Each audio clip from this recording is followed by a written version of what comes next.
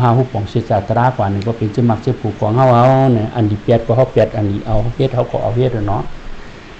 ยุคนามคันธะทุกขเสียจาตราเนี่ยเนาะดูเจอขณะหาป้าของเฮานั้นเป็นกลุ่มอนิจจทุกขอนัตตาทุกขเสียจา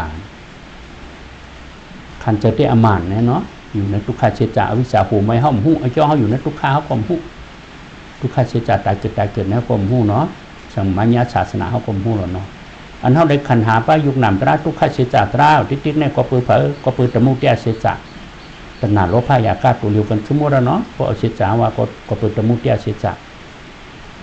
นี่รถธาตุกตินิปัญชามฉันในมีเนี่ยเพราะพระเป็นจำปัวป้างไม่มีก็ข้อในจี้ในเส้นตางเนาะลองกติในมีที่ออกพ้นบทขันจะมีเผยยาก้อมในเมาคึงสังที่ผ่านวันเกิดเจ็บเสียบตายมีเฉพาะยิ้มเย็นเห็นนิ่มมันไว้ยุกย้ายคลายตีปุ่งสันตานได้อย่างมีนิปัญชามสางมีเนี่ยพระเป็นเจ้ามาฮอนเนี่ยแต่ในวันนิปัญนั่นเรียกการมากลางแล้วว่าเขามาหู้เสียจากสีป้าก็ไม่อันนี้หลีเปียตะมุเตียเสียจากเขาแต่ไรเปียแล้วนั้นเขาแต่ไรเอาอย่างมากลางเนี่ยเอาเปียนี่เปียในบางเหตุการตราการวิปัสสนาเป็นเสียดังมากลางรถกินมากลางหาป้าให้ยาการนั่นเนาะว่าออกมากลางให้การที่ติ๊กในห้องกว่าเฮไว้ตะมุเตียนั่นนะมันกว่าหันคันถาเป็นรูปไว้มากลางในนาการกว่าหันเป็นรูปที่เป็นรูปมันก็กว่าหันคันถาเป็นรูปเนี่ยมันก็หู้จ้อมที่ตะมุเตียเสียจากมันเฮไว้ทีนี้รถธาตุลองยิ้มเหยียนมันทำหับผู้เฮ่หับผมเห็นนะมากลางให้การสามเมี่ยวนั้นนะที่ทุกข้าเสียจากขนาดหาป้าครับผมอันนี้จะทุกข้านัตตาเป็นรูปนั้นมันก็กว่าคู่กันนี่ที่ก็เอาอย่างมันคู่กันนู่นปันตั้งนาเป็นรูปตั้งหลังอย่างจอมหู้ให้ไหนที่ก็มันหู้กันนั่นเห็นการมันทำเฮ่ไว้จมูกเตี้ยใหญ่เลยมาเหตุการณ์ก็เพื่อเอามากลางให้การซับกันจมูกเตี้ยก็เลยมาเหตุการณ์เอามากลางให้กว่าเฮ่ป้าก็เปิดจมูกเตี้ยเสียจำเลยมาให้การในลองยิ้มเหยียนนี่รถทางก็เกิดขึ้นหับเอาจอมนั่นน่ะเนาะเป็นรูปเป็นชุดก็แล้วอายะสายยิ้มเย็นนั่นแต่ว่าพอเป็นรูปกั้มก็เป็นวิสัยญาณแต่ว่าลองยิ้มเย็นอายะสายนิพพานก็เลยจอมกระถิ่นการนิพุติเลยจอมเป็นรูปเป็นชุดของปลายนั่นเนาะเนี่ยเส้นทางอันทอดอันยาจะแน่เป็นชื่อมักชื่อผูกของเขาเตี้ยๆนะเขาหัดตายเกิดมาเนี่ยมันต้นง่ายบอกเสียจากสิปาตราเจ้าไหนเพราะเขามีเจอไว้เขาเกี่ยวกับศาสนาเพราะในเขาก็ง่ายเลยก่อนเนาะเช่นจัดด้วยเนาะหลวงปู่เปิดมาจอมศาสนาเมื่อปันพระเป็นเจ้าเนี่ยหลวงปู่มาเนี่ยที่เป็นโปก้าพาวเกี่ยวแค่นั้นเนี่ยได้จ้างเล็กกับเนี่ยจะรู้2,400ปลายมาเป็นคนเมืองไทยเนี่ยมาเป็นถึงยานตาเนาะก็ไปเกี่ยวไว้อันนั้นเป็นเสียหลวงเพิ่นแล้วชายผ้าป่ากระเป็นเป็น200ปลาย300เป็นยานตาโมดกันนั้นนะในเมืองไทยเขานะผมนี่แหละศึกษาก็หูยานตาก็ปลุกเถื่อนในเมืองไทยมันก็มีทั้งเพิ่นสายผ้าป่าเมื่อเจ้าหลวงปู่ชอบเนี่ยก็ปานพระเป็นเจ้าก็เป็นน้องตั้งหลวงปู่มั่นนะเป็นโปก้าพาเหมือนกันตายเฮียมาเบี้ยเมืองปั่นในอินเนาะหลวงปู่ชอบนะว่าเป็นคนเมืองปั่นจะจัดนะเนาะหลวงปู่มั่นก็ไม่มาเกิดยานในเมืองไทยกันมาเป็นยานตาจอมกันนะหลวงปู่ชอบมาเป็นตะเป้หลวงปู่มั่นขึ้นถึงจะว่าเมืองปั่นในมีเตห้าเนี่ยเป็นยานตาหู้น่ะเนาะมันก็มือขึ้นมือหันเมืองปั่นเต้วะทั้งเลยมือหลุยยุคทุโตที่เมืองปั่นสูงกว่าตุ้งชอบนั่นเกิดเมตุงผาบมั่วถึงมันเจ้าตัวแทงพวกนั้นหึงเขาเป็นเมย์ว่ะรู้เมย์ที่เป็นไก่เมย์เมืองปั่นมันจะเริ่มมาเป็นยานตาเมืองไทยเนาะตอนหน้านั้นนะคนวายตายเกิดในลิกูน่ะเนาะที่ตัวหรอกเขาห้ากับวุ่นนั่นนะเขาเกี่ยวไว้ปันพระเป็นเจ้าเมื่อปันพระเป็นเจ้าเป็นมูเป็นมาก็มูเนาะเขาเกี่ยวน่ะเขาก็มาจอมศาสนาเพราะว่าจัดในศาสนามาเฮืองเมืองไทยเมืองมันเมืองใต้เนี่ยเขาก็มาเกี่ยวเนี่ยก็เปิดเจอเขาก็มีทางเมืองไทยเขาก็เลยอ่อนกันลูกก้อยตีก็ตั้งมาสร้างแต่ในเมืองไทยแท้เนี่ยจึงมาซื้อผูเขาเนาะที่เด็ดหรูตรามยาเนี่ยก็อยู่ก็เราก็เป็นตรามยาหรือว่าคนหนาถูกเลยมาคู่ป่องแดงแทงตีในเมืองไทยเนี่ยเขาก็เลยอ่อนกันลูกก้อยตีก็ตั้งมาเหตุการณ์เอาแทงมาผมแห้งผมเจอกันแทงมามูลเชื่อในศาสนาพระคำเจ้าเขาขี่คือลำเดียวกันมาเนี่ยเขาหลูฮักศาสนาเจ็ดอันหมานตัวเขาเนี่ยก็คือถึงตีฉุนมาก็คือกัดเย็นเป็นนาทีเขากูก็หลูเลยจุงจะเอาฉุนนู้เจอเคยพี่น้องหลูล่างด่านดินเขาคือพวกป่องเสียจ่านั้นพระเมียนน่ะเนาะก้ามป่องเสียจ่าก็หันเสียดังออกเอาเงินเชื่อก็ไม่ได้คำเชื่อก็ไม่ได้อาณาคิเนตเก็กตีนก็ไม่ได้ดักเอาโจรเอาเปียเอาเลียนเอาเก้าก็ไม่ได้ถึงเลยเฮ็ดเอาปุ้ยปักปุ้ยมันน่ะเนาะเสียดังหยานฟ้องหัวแต่งายน่ะเนาะวันเจ็ดขวบไปเป็นนักเปลี่ยนถึงยานตาไรสุภาพพกได้ไอ้ตัวเป็นคนขอคนย้อนไหนเป็นนักปีกพระตัวเปลี่ยนไว้ไรอันนั้นน่ะปานเท่านี้ก็เปิดเถื่อนเนาะใจเขาก็เป็นถึงยานตามีจังเมืองไทยจังเมืองมันเปิดเถื่อนอันเป็นอริยจันแจ่มไม่เปิดเถื่อนพอหยุ่มก็ย้ำพอตัวก็หันเนี่ยพอศึกษาเดียบเพี้ยนก็หันนั่นแหละ อริยาเจ้าทอจำยาเถอะปื้อปื้อเถืองเขาหาเนี่ยก็ป้องพวกล็อกเสียจ่ายสีเป้าก็มันรถมาเมื่อแล้วจึงมักจะปู่เขาไรเขาก็ชุดไรเลยอีกี่ส่วนปีพักกูเปะเอาเปะไว้ไรกูก็ว้าเนี่ยอีหืออยู่ทางเสียจ่ายเนี่ยมันตึงติดไรอ่ะเนาะว่ามันเฮ็ดความไรอย่างนี้ได้ตุตราได้ปลาดุกปลานอนเนาะเพราะเขาหุ่นจักเสียจ่ายสีป้าเขาก็กวางเนาะอันหลอกโรงเรียนตากันดึงน่ะในลูกล้อกลางเนี่ยมีประเจี๊ยบจอดอ่ะเอาอยู่ดีกินบานอ่อนฮ้อมักมีลีเปียนอ่อนฮ้อเดี่ยงอันนั้นผุนอันนี้มียอกอันนี้ก็มันในไห้กับปองกับเป็นเพราะหุ่นจักเสียจ่ายเขาก็ปล่อยยองอ่ะที่เตี้ยตุตรามญาติปลาดุกปลานอนนะคุณตับปองเสียจ่ายเนี่ยลูกค้าเสียจ่ายก็ปลาดุกปลานอนนะตุตรามญาติมักหลูเอาหยาดเขาป้าเจอป้าโคเฮอยู่ในเส้นทางศีลสันติปัญญาให้ยักด้วยอันที่ทุกข้าเขาที่เก่งเพราะเขายักทุกข้านี่ก็ตมุติยามาเหตุการณ์บนนี้ก็เลยขึ้นทุกข้าที่เก่งน่ะเนาะจังหวะสองปืนงมูลอวิชาก็ข่มตนาพวกเก้าเขาอ่ะกามาตนานี่ก็เก้ากามกุงอังอยู่ห้าป้าให้เถือผาดหยับอยู่ปลายยงสตายยงกั้นถ่ายยงยะสายยงพุทธปลายยงทางเสียงไอสาพุทธปลายยงธรรมายงวันนั้นมีที่หนึ่งลูกร่างนั่งมีเจ้าผู้อุตสาห์พิเจเขาเช่นนั้นนะผาดหยับนะแต่ออกมากก็มือ10 วันเนี่ยมาให้การส่วนตัวมาถ่อมตราเสียจ่ายให้พวกเขาเจอในก็เปลี่ยนได้หรอเนาะอันนี้ตนาผู้มึกเหมือเฮ็ดทางเขาไว้เขาหาในเด็กกรรมดีกูโก้หลอกมาเกี่ยวเส้นทางอันไหนไปออกมาก็มือ10 วัน6-7 วันเนี่ยแนกขมาโหปากกิดิสารเนี่ยเขาคือ50 เป็นเนาะแต่หน้าเนาะเขียปาดเทินนี่ออกมาอยู่เห็นนะมีน้ำยานเตวานะเพราะว่าตนาเนี่ยก็เก่าเป็นจัดอย่างก็โจมเนาะเป็นกุนกูแช่นเขาก็เปลี่ยวจอมเพราะว่าของเปิดของมันเจ้าจอมมาเปลี่ยวจอมเพราะว่าเจ้าจอมสเตก็เปลี่ยวจอมเพราะว่าเจ้าเทสเตขาวานก้นเมืองก็เปลี่ยวจอมเพราะว่าขาวานก้นเมืองก้นผานก็เปลี่ยวจอมขาวานก้นผานเนาะการเอียงก็เปลี่ยวนะเพราะว่าของเขาน่ะอันเป็นสัตริสันเขาก็เปลี่ยวให้หมูหมาวัวควายฉะนั้นเขาก็เปลี่ยวนะเพราะว่าของเขานั่นน่ะตนาเก่าไว้ดูก็เลยเพราะว่าหางก็มันหึงเปลี่ยวนั่นเนี่ยตนาเก่าเขาห้ามปองเชื่อจ่าเพราะไหนอยู่ในทุกข้าเต้ห้ามก็ย้อนทุกข้าแท้งนั่นเนาะในการด่าหน้าเปิ้ลป้าสินศิลาก็ย้อนเป็นคุณ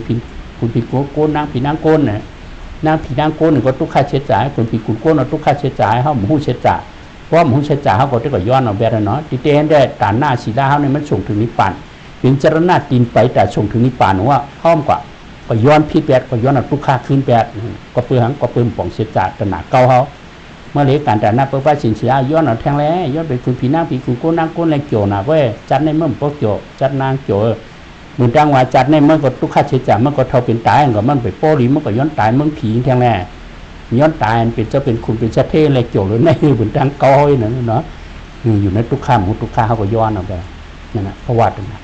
มีเพราะว่าตรงนั้นเนี่ยเก้าเขาเหตุการณ์เมื่อเคยยาวกว้างแล้วเขาก็พวกอเปสิติตุกติพุงในรองคานเจอนั่นก็ตรงอะไรเป็นตริสันปิตาอสุรเกเนี่ยก็พิจารณาเก้าเขาเองก่อนเนาะดูแลเปียวดูแลมื้อตาเนื้อเพื่อนแน่มั้ง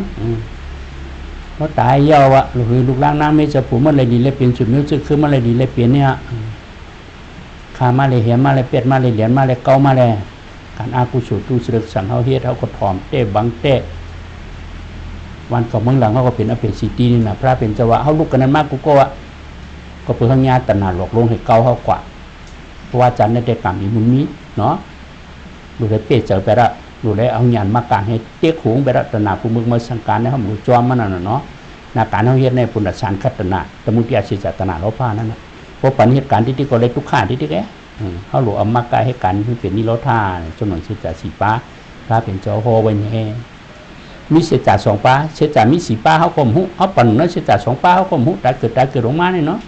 ตมุติยาทุกขาตมุติยาทุกขาตมุติยาเสียจ่าตนาโลภะอยากกายเหตุการณ์ให้ขึ้นในขณะ5 ป้าเป็นทุกข้าอยู่ในทุกข้ามหุทุกข้าขึ้นของตมุติยาเสียจ่าตนาโลภะอยากกายเหตุการณ์ให้ขึ้นในขณะ5 ป้าทุกข้าให้ไหนที่แกเป็นคนเป็นผีเป็นสัตว์ทุกข้าเสียจ่าหลายวนกันเนี่ยก็เสียจ่าวันนะก็เปิดตมุติยานั่นน่ะเลยทุกข้าคนนี้ดิไอ้เจ้ามีเสียจ่า4 ป้าเขาข่มหุปั่นนั้นเสียจ่า2 ป้าเขาข่มหุเพราะว่าจันในแต่เขาหัวเนาะมัญญาศาสนาคือพึ่งเสยเสียจ่า4 ป้าตราคือพึ่งเสยเนี่ยเขาตายเกิดออกมาในตมุติยาทุกข้ามีเสียจ่า2 อันนี้หลงแน่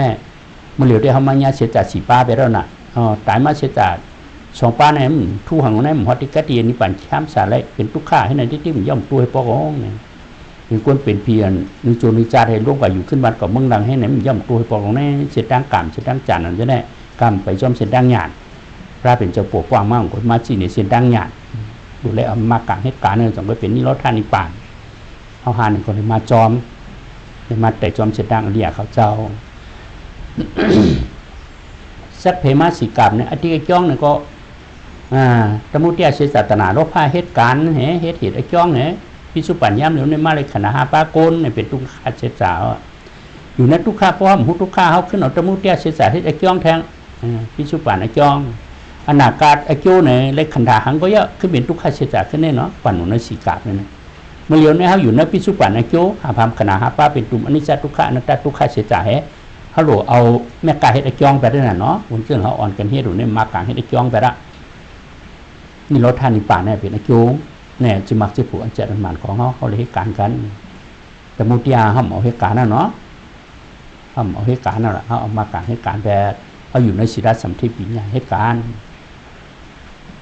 เป็นไอ้จ้องลองดีเหตุการณ์ไปละวิปัสสนาเป็นไอ้จ้องมักงานเป็นไอ้โจพวกมักงานก็ผูกญาณิป่านเนี่ยเป็นสิตั้งออกรอดไปละ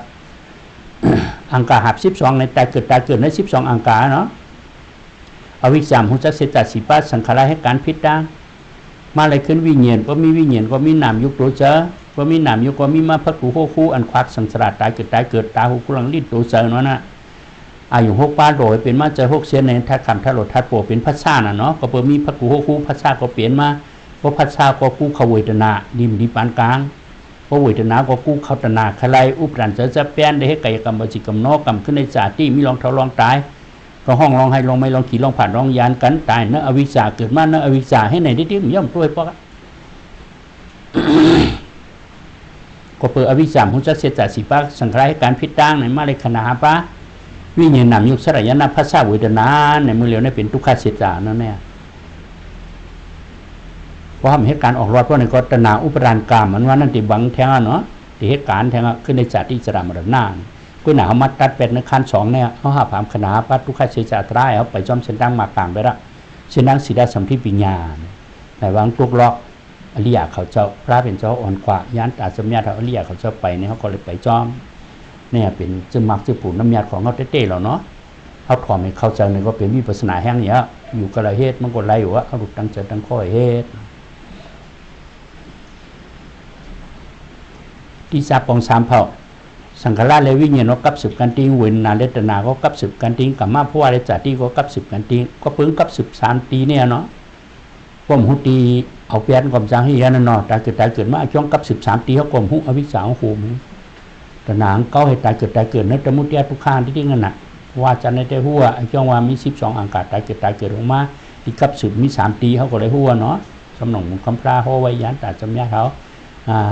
ขึ้นเจ็บมาเสียเผิดตะเปรมันห่อในเฮาก็เข้าใจสังขารเลวิญญาณนึกว่ากับสืบกันที่ก็สังขารให้การ3โยปุญญาปิสังขารอปุญญาปิสังขารอนิจจาปิสังขารนั่นน่ะ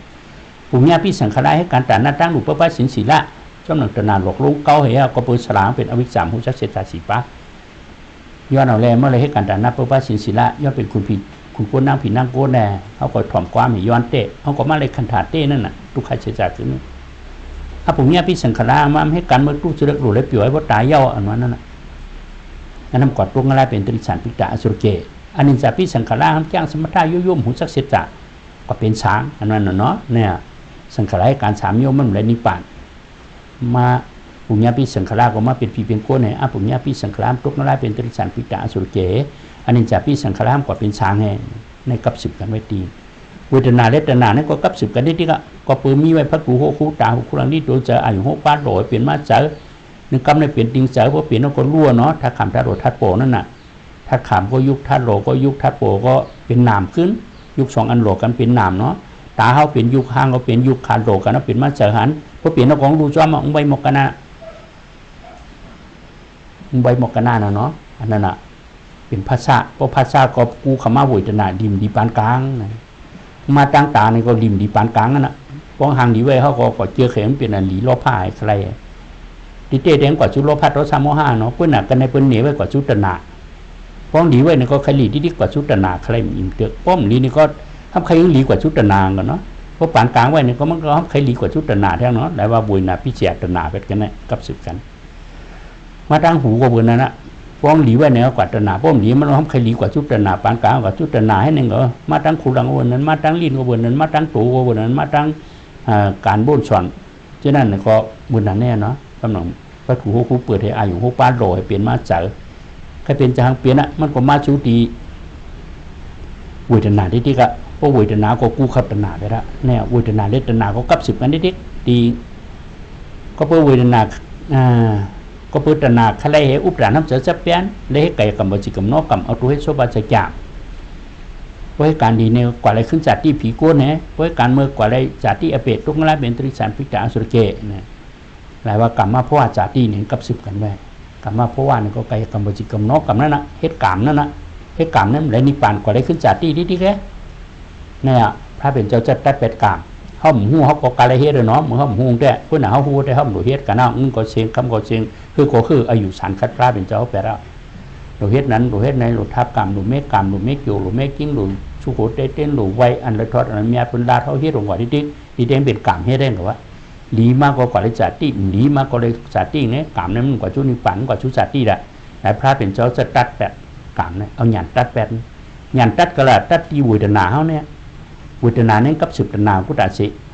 ดีมากเนี่ยก็เป็นลูกดีนี่ก็เป็นลูกปานกลางก็เป็นลูกนะกว่าชุกนั้นมันมีกุตาเสียเป็นลูกความใจเอาเนี่ยวางงานที่สุดยางกำก็เป็นลูกจุกก็เป็นลูกกู้อย่างก็เป็นลูกนั่นนะตาบายาบีอย่างที่อีละเป็นลูกเนี่ยก็แทบกิริสากล้วยนั่งว่าเขาหันเปลี่ยนแน่อายุขาดพูดขาดอุสิดาเต็กที่เขาหันรู้ทำอายุ10ยาวตัดรางขาดเขาหันเป็นลูกทำแต่แก่เต็กที่ก็ขาดบ้านฮะดีเป็นลูกแล้วก็มีอย่างนั้นนะพวกใครวางงานก็ว่าเป็นลูกนั่นแหละดีที่สุดเราอะเพราะมาตรงกว่าเพราะนั้นติดโลเล็กกันหลายมิวแบบโกงฝังเจอเขา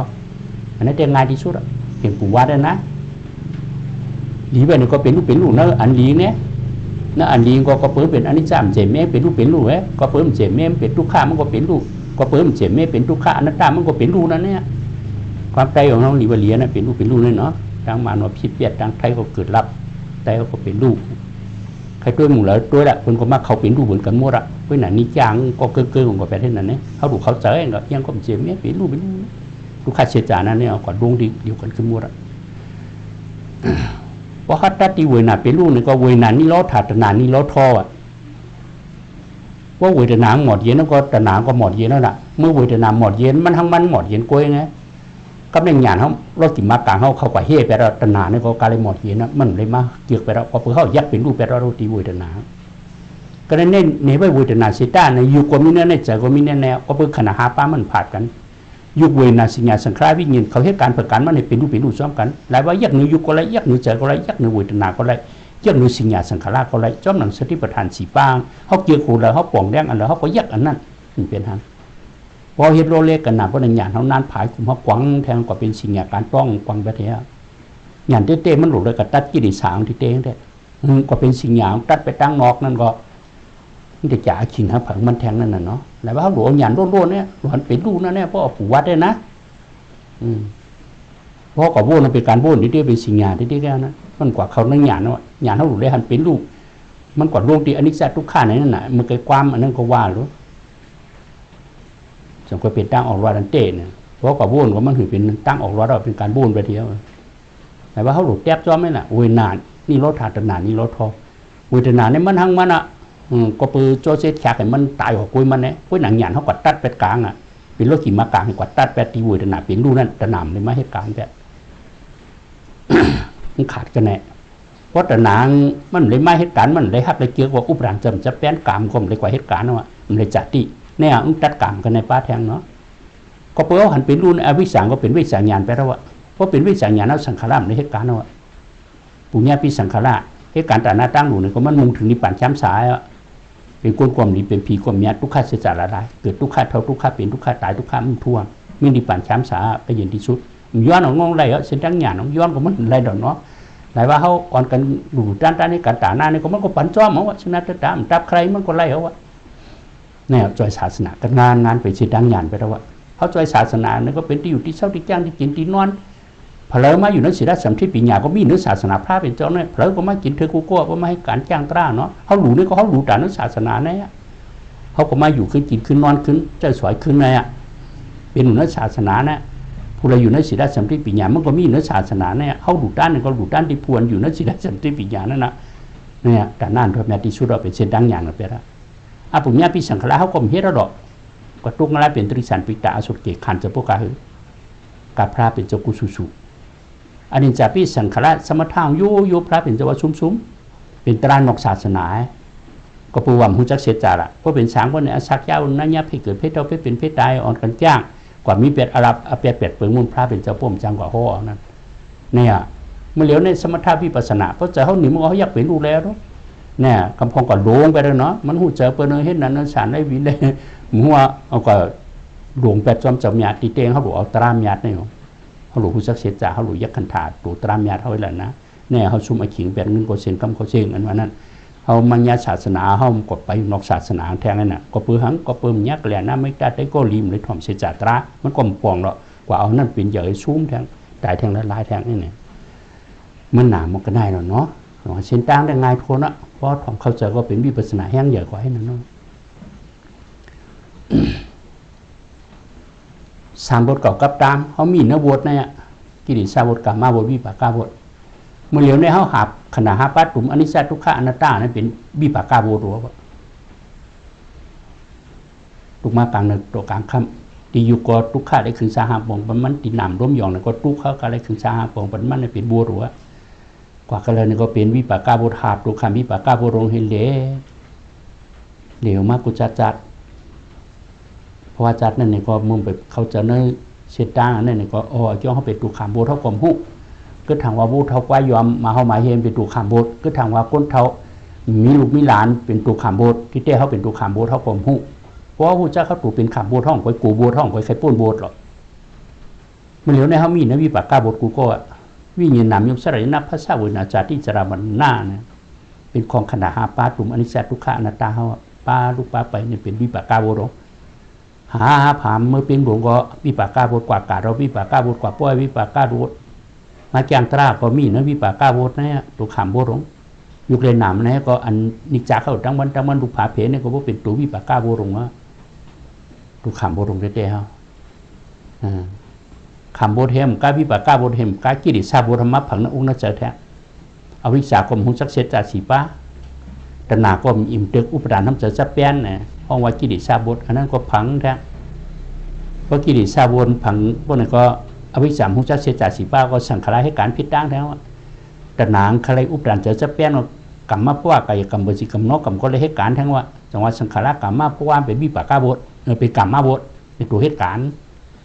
ก็เป็นกิริสาบทอวิชชาตนาอุปทานสังขารในกรรมะบทสังขารกรรมะเพราะว่าได้เหตุการณ์เพราะกรรมะบทเหตุการณ์ก็เลยขึ้นวิปากาบทปั่นหนุนบทในที่แก่เนาะกรรมะบทเป็นไอ้จ้องวิปากาบทเป็นไอ้โจวิปากาบทเป็นไอ้จ้องกิริสาบทเป็นไอ้โจกิริสาบทเป็นไอ้จ้องกรรมะบทเป็นไอ้โจในปั่นนบทนะดาดุตั้งวันปั่นตั้งวัน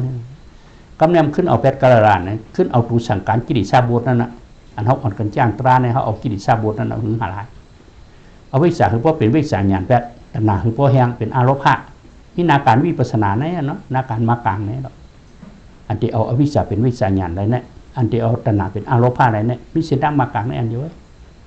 เป็นเส้นดังญาณล้วนๆเงินความเสียงคำความเสียงอยู่กระเฮ็ดกระไรอย่างนั้นเนี่ยพอหันเป็นรูปเนี่ยก็เป็นวิชาญาณแปลว่าเขาหันในยุคนี้น้ำลมไปเป็นรูปก็เป็นวิชาญาณเนาะเขาหันในเวทนาลิมนิปานกลางเป็นรูปก็เป็นวิชาญาณนะว่าเขาหันหนุ่มเนื้อเจอใครเป็นจะหันเป็นมันก็เป็นรูปนั่นก็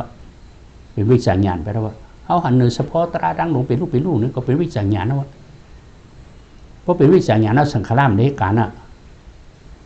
เพราะหันเป็นรูปตนาก็มันตั้งเลยหักเลยเกี่ยวกับว่าของกวาดตัดแปดตีขณะหาป้าเป็นรูปไปแล้วขณะป้ามันเป็นรูปก็หยาดหูซ้อมไปแล้วมากลางให้กว่าคู่ไปแล้วละตนามันจ้างมาใครก็แล้วมันตั้งน่ะมากลางกว่าเฮ่นางแบบเดียวตนาก็มันจ้างใครแล้วอุปราณก็จำจะแป้นเนาะ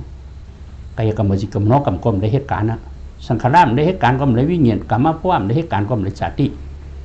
ออกปนวิญญาณจาติวิปากาโบเทียนะเนี่ยเสร็จดังเขาบอกเอาแปดได้กิริสาบทนั่นนะเขาอ่อนจ้างตราเนี่ยก็คือเอาไปจับว่าเป็นวิชาแปดตนาคือว่าเป็นอารมณ์ผ้านั่นนะนาการของเขาเนาะเพราะตนาเป็นอารมณ์ผ้ามันอะไรก็อุปทานอมจ้างสเปนกันแล้วกรรมะเพราะว่าก็มันได้เหตุการณ์อวิสาเป็นวิสาก็สังขารมันได้เหตุการณ์สังขารกรรมะมันได้เหตุการณ์ก็ออกปนบทขันจะมีพยาเก้าในเมาขึงสร้างติบาทวันเกิดเจ็บเสียบตายนะนิพพานแชมสาได้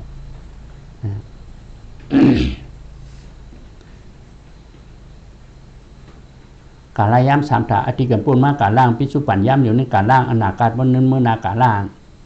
อธิการพูดมากเนี่ยก็เขาหาผามขณะห้าป้านให้เป็นทุกขเสียจ่าย ก็เปิ่มหูจักเสจ่าเพราะว่าจัดในก็มาได้ขึ้นขนาดหาป้าให้เป็นทุกข้าเสจ่าแท้เพราะว่าไปฮอดที่กะตีนี่ป่านช้ำสามเพราะในก็อนาคตว่าเนื้อเมื่อนางก็ขึ้นในขนาดหาป้าแท้นั่นก็ว่าทุกข้าเสจ่าหมู่หมาบุกควายผีกวนเป็นทุกข้าเสจ่าแท้นั่นนั่นก็ว่าอติก็ทุกข้าพิจุปันก็ทุกข้าอนาคตก็ทุกข้าที่ช้ำสามมีอีหรอกป้อมปองเสจ่าเนี่ยก็มีนะทุกข้าเนี่ยที่แค่หันเส้นดังออกให้อีกพวกพระเป็นจำปวกว่างมาพอดีมาโหปันเท่าไรเนี่ยเขาเมียได้เมียว่าหรอเนาะเขามาเงี้ยศาสนาเนาะเนี่ยห้อมไปเลยเขาเจอเนื้อเสจ่าไปเลยจ้างมาเลยโอ้เมียเห็นได้มีเนาะอันนี้ปู่วางเมียน่ะกำพองมาช่วยพิดว่าปู่เมียก็เหลียวไปน่ะที่เตี้ยเมียกูโก้พวกเรามาปองเสจ่าอ่ะแต่จอมเส้นดังมากลางก็เมียกูโก้ตึงเมียนชุ่มอ่ะแต่แห้งไผ่แห้งมันเลยจะมาเจอปู่ที่ก็หันเป็นล้วนกำไม่เนี้ยพระเป็นจอมชวนอยู่ได้วันนั้นแก้มันก็ได้เนาะเส้นดังมากลางอันในห้อมหันุตังวันเฮ็ดตังวันเขาก็มือสิบันเขาปองบันหนึ่งแค่มาตัวถึงบันตายยุ่มให้ว่างเลยกูก็หลอกขันดาป้านเขาเนี่ยคลานตัวขามีปากกาโบนองได้ว่างมาแล้วก็กัดหินมือนั่นน่ะอันทอดเมียเปิดตั้งนาเหตุการณ์เปิดพวกโมดิเลียตรางตรานาที่เขาอยากเป็นรูชิมก่อนนั่นเนี่ยตรางตราปั่นเขาเส้นตังกัดหินนี่มันก็น่าเส้นตังจำยับหนาหนอเส้นตังมันเขาเฮ็ดตรงนี้แต่ว่าอดีก็ทุกข้าพิจุปันก็ทุกข้าอนาคตก็ทุกข้าที่ช้ำสารเนี่ยที่ออกปนสามกาลาในของนิพพานช้ำสารว่ามันมีนั้นสามกาลาเนี่ยเนาะอดีก็มีนิพพานพิสุปานว่ามีนิพพานอนาคตก็มีนิพพานบอกว่ามีนิพพานนี่มันน่ะคำมิริตาวางเจ้าหนักสิ่งมีกว่าตะกะโอค่ำเนาะไม่สองปองเนี่ยปองชายก็มีไพ่ปองกว่าก็มีไพ่ปอปอดันที่สองไพ่เด็กลูกห้าเนี่ยลูกอ้อเนี่ยนิพพานก็หัวหน้าเนี่ยเนาะแตกไปไม่สองปองนั่นน่ะปองทุกข้าเสียจ่าปองแม่กาเสียจ่าเอาปอดันที่ก็นิพพานก็พูดขึ้นมานั่นน่ะแต่ว่าทุกข้าชุดเป็นรูชุดสีปอกนั่นน่ะเป็นถึงยานตาป้อมเหตุการณ์อะไรหรอเนาะนิพพานว่าถึงถึงเหตุการณ์การเช่นดังอย่าง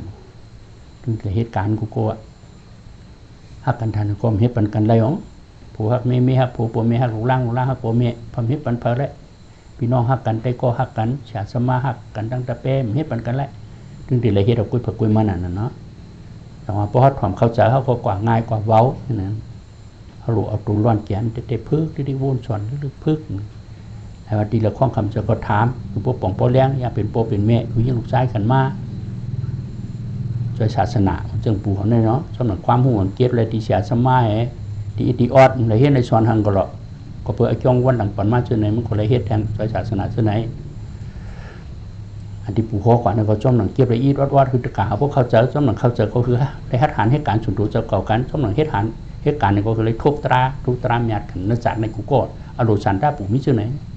มิเจอใครช่วยศาสนาเจอไหนเขาเพิ่งเฮ็ดมาเจอไหนมันกลมใจอยู่มันเลยเฮ็ดในสอนหามาอยู่ก็พึกย่างเนี่ยก็จอมเอาดุปไม่ปีน้องอ่อนเขาเฮ็ดแล้วหูเลยพึกย่างพึกกรรมก็พึกคอตั้งกูตั้งเหก็ป่ามีเหตุการณ์นั่นนะมีหูเตหูว่าได้ปู่ความหุ่งก็อ่อนปีน้องของมาเจอไหนนะครับตั้งสาวปี30 ปีก็ถึงมาจำนวนความหูอีรถอ่อนอย่าหึงผิดตั้งอย่าหึงเลยแยกยอดมากยอดปลูกกันไหนนั่นเนี่ยปู่ได้ปุ่มฮัดวันก็ได้เป็นรู้ชุดเราปุ่มฮัดวะว่ามันจะเตะพวกไหนแยกยอดมากยอดปลูกเนี่ยมันจะหักตะเปะหรอกก็ยุกยองปันกันเอาเป็นตะนำมาหน้าติ๊กที่ไปได้ปุ่มเฮ็ดเนี่ยนะปู่กูน่ะปู่ได้เป็นคนขับรถเพราะปู่เอาผิดตั้งจริงลอยก็ตายเจอเบอร์นั่นน่ะลุงน้องตะเปะเตียงกับปู่มัวอ่ะนั่นน่ะปู่กูน่ะใช่ไหมปุ่มเฮ็ดเพราะเราเป็นรู้ชุดก็ตรางตรายปันเนี่ยปู่ปันก็มันไรกับเพราะเป็นรุ่มชุดฟ้องชุดเราได้ปู่ปันของถึงไรเนี่ยนั่นเนี่ยปู่ได้ลาดชื่อเลยนะมันจะสร้างได้จับรัตราอะไรปู่ได้ปู่หัดสาธุจอมฟ้องมันมันจืดใจเตะก็เลยก็ยับเนาะใครทุบตรากูโกงรวมตัวมันจะเตะปู่ปันพวกนั้นก็โจมแบบพวกนั้นปู่ไว้หล่อมีเปียนก็แยกย้อนมาก็ผูกลูกน้องตะเปียนมาเนี่ยน่าจะพุ่มกันห้อมดับหลุดจะได้ทั้งชุดก็ย้อนนาทีเขาบุเฮ็ดที่ก็การตราเช่นเรโป้มจะยิ่งพุ่งน่ะมีแค่ไรเฮ็ดน่ะที่ก็ตรางที่เทศกว่าตัวถึงยุ่งให้ว่างขันถาพวกน่ะเช่นดังเอาเนี่ยเช่นดังถอยมันจะของเบาแต่ว่าคิดจะได้เฮ็ดที่ตัวถึงวันตายห้ามก็ถามว่าเพราะหัวหันเขาจะได้โป้จะได้ถอยมันจะหรอกกินสามารถลากกว่าขึ้นนั่นเมียนั่นยังพูดเช่นใครเฮ็ดหรอโอ้ยช่างตรางสอนห้องกว่ายังเป็นรู้ชุดฉีปอกนะมันจะมันกูตายอ่ะไอ้กูตายเฮียเมื่อถึงอาคารนั้นมาเขาเด็บแล้วจะเลยกลัวว่าห้ามหลุดกับโบนตั้งนายเฮียเพราะเป็นรู้ชุดฉีปอกไปเตะหาเพราะเลยนุ่งสังกัดเลยนุ่ง พระเหลืองกำตายไปเถอะให้โยชุดที่เป็นยันตาทั้งกูตายยังไงมันบุกกูหรอกจะในการบุญนี่หรอบุญกวังวัดตั้งนานแน่ก้มหุ้มกว่ากวังจ้อมมันแน่นี่น่ะอัฐังอย่าตูจะก่อมอกันแน่ก่อบุญเผียวยันตาคนแน่มันไปถึงง่ายๆจะเขาหยองนี่หนังหยองมอกันแน่หรอกคนห้องก็ถังอัฐังอย่าตูจะก่อมันจะก่อพี่หรอกกิริสาให้ทั้งเขากูได้ใครดีกูก็กิริสานั่นนะให้ทั้งเขามอกันแน่ปูได้บุญได้ให้เพราะปูเป็นผู้ชุดกายปูก็มุนี่เหนื่อยไหมที่เรียนปูได้ก็อยู่ดีก็อยู่ดีจะเป็นลูกอยู่ดีก็อยากเป็นลูกนั่งเลยถึงก็เป็นลูกนั่งเลยถึงก็เป็นลูกนั่นเนี่ยปูได้ผมห่วงเมื่อเร็วได้นายกก็นิจาให้เป็นลูกก็หันกุตาเชียอันแค้นมากก็มี2-3วันในบ่ออินนี่ต้องผ่านในอินนี่ปูได้โจนี่ก็เป็นลูกโจเป็นลูกนั่นเนี่ยกูบอกได้ทนอ่ะพอวันผิดวันหังพอไหนมองเปิดมาเมื่อเร็วได้มองว่าพอเปิดมือวันไหนจะเรียกกูบอกได้นั่นรักจืดๆเมื่อเริ่มเยอะจะเรียกก็อยากเป็นลูกไปติดๆนั่นเนี่ยเป็นลูกเตี้ยไปติดๆปูได้นั่นนะเฮ้ยเลยเป็ดจะเป็นกิเลสสามารถเก้าหลอกลงเรียนตาเขาได้เลยเพราะผมตึกนั่นแหละมันพังมาดังสังสารลุ่มๆด้วยมันต่อเป็นไพ่ลูกขุบไหมนั่นจำนวนทุกข้าเสียจางเขาหลุดได้หันถึงตีเพราะหันทุกข้าเสียจางน้ำมันก็อิ่มจานเขาก็ฮัดกูก็หรอกก็ลำยำเป็นโปเป็นเมลูยิงลูกชายปู่มีเนี่ยปู่ได้ข้าเป็นโปเป็นเมนั่นนะปู่ดึงองค์อายจ้องของปู่รัชชื้อนั่นเนี่ยปู่ได้ใครเห็นป่องกูโก้นะป่องเห็นกูก็พระป่องก็ยักยังเขาป่องนั้นมีแค่นี้ศาสนาอันเจริญมานเขาจะได้คือเพิ่งเสกว่าจะได้จอยพอมีพี่น้องสุดเจอคือเขาคือพอรักแหลมน้อยเสียจ่าตราเขาผ่านวันผ่านเมืองมาทุกๆยากๆทุกขับหมอกามีเสียจ่านั่นแหละเดี๋ยวเขาก็เห็นไรผ่านขีมีมเชื่อมามีเสียจ่าตราพระเป็นเจ้าสวรรค์นะอยู่ก็แล้วก็อยากตึงแต่เล็กกัดเย็นนะว่าอยู่จอมนั้นเสียจ่าตราตึงมีขีมีเงาอย่างกัดเย็นหนูนัตรานะมันจะเกี่ยวมวลบนกิริสะตรากัดเย็นนั่นแหละผ่านขีมีมเชื่ออยู่โก้เดี๋ยวของกัดเย็นป่วยนั่นน่ะตรากัดเย็นเมื่อเขาออกกำน้ำก็กัดเย็นโอ้โหดันมัวเราห้ามหับเนี่ยหรอกแต่มูเตียเสียจ่าตนาลบพังหลายๆเก้าฮะพอได้อยู่จอมลบผ้าห้อมจมพออยู่จอมอันนี้เป็นโตชาเพราะโตชาห้อมพอเกี่ยวกับลบผ้าจมพอกุศลกรรมเขาจมพออกุศลกรรมห้อมจมเนี่ยจ่องเมียนที่เด็ดกุศลกรรมว่าเป็นลูกอ่ะมันเอาตายขึ้นก่อนนั่นอกุศลกรรมก็เอาตายมา2ตัวกุศลกรรมอกุศลกรรมมากุศลในเฮ่ไว้ปันมาอกุศลไปขึ้นว่ามาอกุศลขึ้นว่าในมาอกุศลก็ครบตายพอมาอกุศลมาครบแต่แรกก็มากุศลให้ครบตายแค่นี้ก่อนนะของเก่ามันกว่าชุดจัดตีเลยมันเจ๋งกว่าชุดนิพพานเนาะไหนว่าเขาโหลเอาหยาดในแทบเป็ดนั้นเอาหยาดแทบเป็ดกามมันก็เป็นโหสิกามขึ้นนั่นน่ะเนาะเมื่อวานนี่ก็เลยโหในศิษย์สีป้ากันเนาะพิลานาโทติงกัตโทตันดาปาโทวิปรีนามาโทเนี่ยพิลานาโทยุกเลยนามในนิจาเข้ากุตาชีกุป้ากุจักกุปันเนาะจักในเขาเป็นโก้เนี่ยก็นิจาเขาเมื่อเป็นชั้นยังแก่นรันอะไรอ่ะยุคในกรณีจาเขาเป็นตัวเน่าตัวอาชุบว่าตัวอาชุบผ้าตัวเน่าเนาะกูปองลงเกาตีขิงออกกูตั้งนะไอชุบไรสีไรพวกไรหอบมันตั้งวันเดี๋ยวมือเมียเจ้าเกจูเฮ็ดปัญญายาเนี่ยพึ่งเฮ็ดออกมาตัวถึงเหลียวในทุกข้ากูก็ทุกข้าวกูวันทุกข้าเสียจางเขาดูหันมันตัวอินจานมันเขามายึดตัวเน่าเนี่ยมาเป็นเกาเป็นตะนามมานัดที่แปดเอาการมาการโผล่แปดแต่ว่ามันจะตัวเก่ามันนิจาเขาลูกลงตองกว่างเนี่ยนะเขาเรียกว่าตัวเก่ามันเป็นลูกคิดต่างกองพระเป็นเจ้าแตกไปเหมือนยุคให้หนามไม่เป็นลูกภาคเพยุคก่อนนิจักหนามมันนิจักเขานั่นนะยุคในนิจักเขาตั้งวันบนสอนด้วยไอ้ถอดมันอันตู่อันเน่าเลยชุกเลยชี้เลยพวกเลยห่อมันย่อมตัวให้ป๊อว่าหมอการนั่นก็เลยเฮดูให้โดดถึงตายมันขึ้นความจัดในหลวงนิจักเขาเปลี่ยนอีหยังก็จ้อมนิจักเขายุคเลยหนามไอ้จงวางเป็นทุกข์เสียจางนิจาเขาหลุดหูดันนิดเขาจงกว่าอิ่มจานได้เพราะเขาหูดันเพราะไหนเขาก็ยึดมาเป็นเก่าแบบเขาเป็นตะนามอิ่มเตือกขึ้นตัวเน่าออกมาเป็นของเก่าเพราะมีของเก่าก็ตัวเก่าของเก่าคู่ของเก่าเนี่ยน่ะตัวเก่าเป็นที่ของเก่าเป็นตะนาคู่ของเก่าเป็นหมาหน้านะที่เหนือตุ่มอันนี้จัตุกะอนัตตาอาสุพังออกมาเป็นตะนามหานาที่เป็นป้าเป็นซาตราการมาการผูกแปดอันนี้พวกเขาจะไว้ในเสียใจหยาดเมื่อเขาปองเอาเพราะไหนเขาก็รู้อยากไปเปย์นั่นแหละเนาะอยู่ในน้ำในเขาหักไว้เนี่ยมันจะลงในเขามายึดมันถือมันเป็นเก่าในมันจะได้ลงในเป็นกลุ่มอนิจจทุกขะอนัตตาอสุภะทุกขะเจตากล้วยมนุษย์ยุคในก็จ้องนิจจาเข้าตั้งวันห้อมหูลงในเนี่ยพระเป็นเจ้าโหยปันเขาปะหูเขาปะหมออิ่มจานมันน้ำเนี่ยมีลบหยองตัวพอเป็นโปเป็นเมียงก็ทุกขะก็มันน้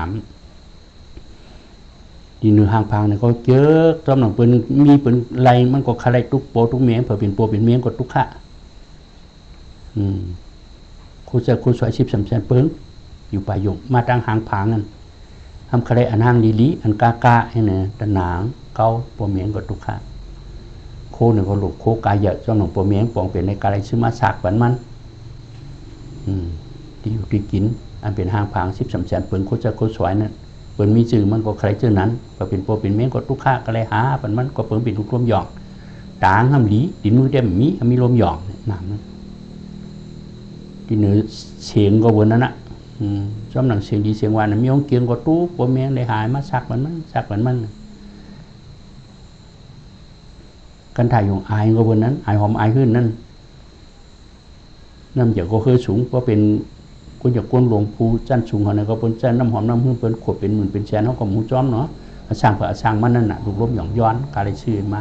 อันหาวนี่ก็ปุ่นแต่ลูกล้มหย่องขึ้นเนี่ยว่ามาเช่นจ้าขึ้นก็อายาสารเนี่ยก็เนื้อหนังเนื้อปลาหนังปลาจำหนังลูกล้มหย่องใครกินก็ได้หามาซักมันโมเขาหวยนั่นโมพักหวยนั่นตั้งกินตั้งยำชิบแสนเปิ้งตู้กินอีหังก็โปเมียงก็ได้หาให้ปันมันเนาะก็เปิดเป็นลูกคิดดะหักหนาอาจองนิจากเขากลมหันที่หนูพูดว่าอย่างลองที่ตื่นหนูตัวเขาเนี่ยก็โคเลี้ยงอันปุกอันห่อเขาไปอยู่ที่เช้าเขาเนี่ยนั่นก็คล้ายอันนี้ค่อยๆตุ๊กโปเมียงก็กระไรหามาปั่นดิ๊กจะวนแจ่มจะหยองนั่นแค่ทนใครเฮ็ดขึ้นน้ำหมกน้ำมวยพวกน่ะของพอหยองทั้งมันน่ะของหมูป่ายินมือมันก่อมอิ่มอันนั้นน่ะของหยองมันก็คล้ายดิ๊กเลยมันก็ยืดมาเป็นของมันหิมดอยู่ป่ายงห้างพังนั่นก็เอามาเป็นเกาจะหันนั้นเอามาเป็นเกาหันจะยินนั้นเอามาเป็นเกายินจะหูอายก็เอามาเป็นเกาจะหูอายาสามาเป็นเกาจะหูเนื้อตัวดีจ้าก็เอามาเป็นเกาจะวุ่นจำดีเส้นเจ้ามาเป็นเกาหน่อยที่เต็มจะเกาจะหันก็เปิดตาเลยตั้งห้างอยู่ตั้งอยู่หลอกกันเป็นมาจะหันปุ๊บป้องหันออกมาก่อนดูจอมใบหนาวอ่ะมันเป็นอนิจจทุกขานัตตาทุกขเสียจานเนี่ยก็หนาห้ามก็ยืดว่ามันกึ้มมันเป็นช้ำฉากมันเป็นอุปเปิงอะไรเป็นตัวของเกาเต้เนี่ยก็ยืดไปติจหันมาเป็นเกาแบบก็ยืดเอาตีลูกย่อมหยองนั่นน่ะเนาะหลายหักที่ในอยู่เล่นหันนิจาเขาก็ห้องหูในก็เปิดเขายืดพิษอ่ะเอามาเป็นของเก่าไปหมดจะยินก็วันนั้นจะหูอายวันนั้นจะหูเยสาวันนั้นจะหูเนื้อตัวลีซ่าก็วันนั้นจะวนแจ่มอีเส้นซ่าก็วันนั้นเนี่ยที่ได้ยุกตั้งยุกหลอกกันเอาเป็นมันหนามเอาเป็นรูจอมมาตั้งตาวันนั้นมาตั้งหูวันนั้นมาตั้งขุลังวันนั้นมาตั้งลิ้นวันนั้นมาตั้งตูวันนั้นมาตั้งหมูเสือก็วันนั้นก็เปิดมีไว้ขนาดหาป้าเลยพระกูหูเปิดได้ตาเด็กควักสังสลายหลายว่าพระเป็นเจ้าก็จะยักขึ้นกันแน่แต่แทบขึ้นกันแน่ว่าหันเอาเนี่ยก็หันอันหันนี่เป็นให้ลูกวะพอยินก็ยินเป็นให้ลูกวะนี่นั่นแน่นะพอเขาหูจอมมันเป็นจื้อมาซื้อผัวพอเขาหูพวกเนี่ยกว่าเป็นโลภะรสชาโมหะแปดจะหันนั่นเนี่ยพอหางนี่น่ะเป็นโลภะใครแปดพอหางนี่มันจะลำแปดหางนี่มันจะหางหันจะทำเป็นโมหะแปดคือเป็นโลภะรสชาโมหะพอเขาอยากเขาเป็นจื้อมาซื้อผัวแปดละหางดีเว้นก็เป็นลูกหางห้าก็เป็นลูกปานกลางก็เป็นลูกจะยินก็เว้นนะจะหูอายก็เว้นนะก็ไปยุ่งยุกหลอกอันนี้เป็นมาเจอที่เด้จะหูเนื้ออายาสะเมื่อกินเท่าเลี้ยมเท่าเลี้ยตั้งกิน13 แสนเปิ้ง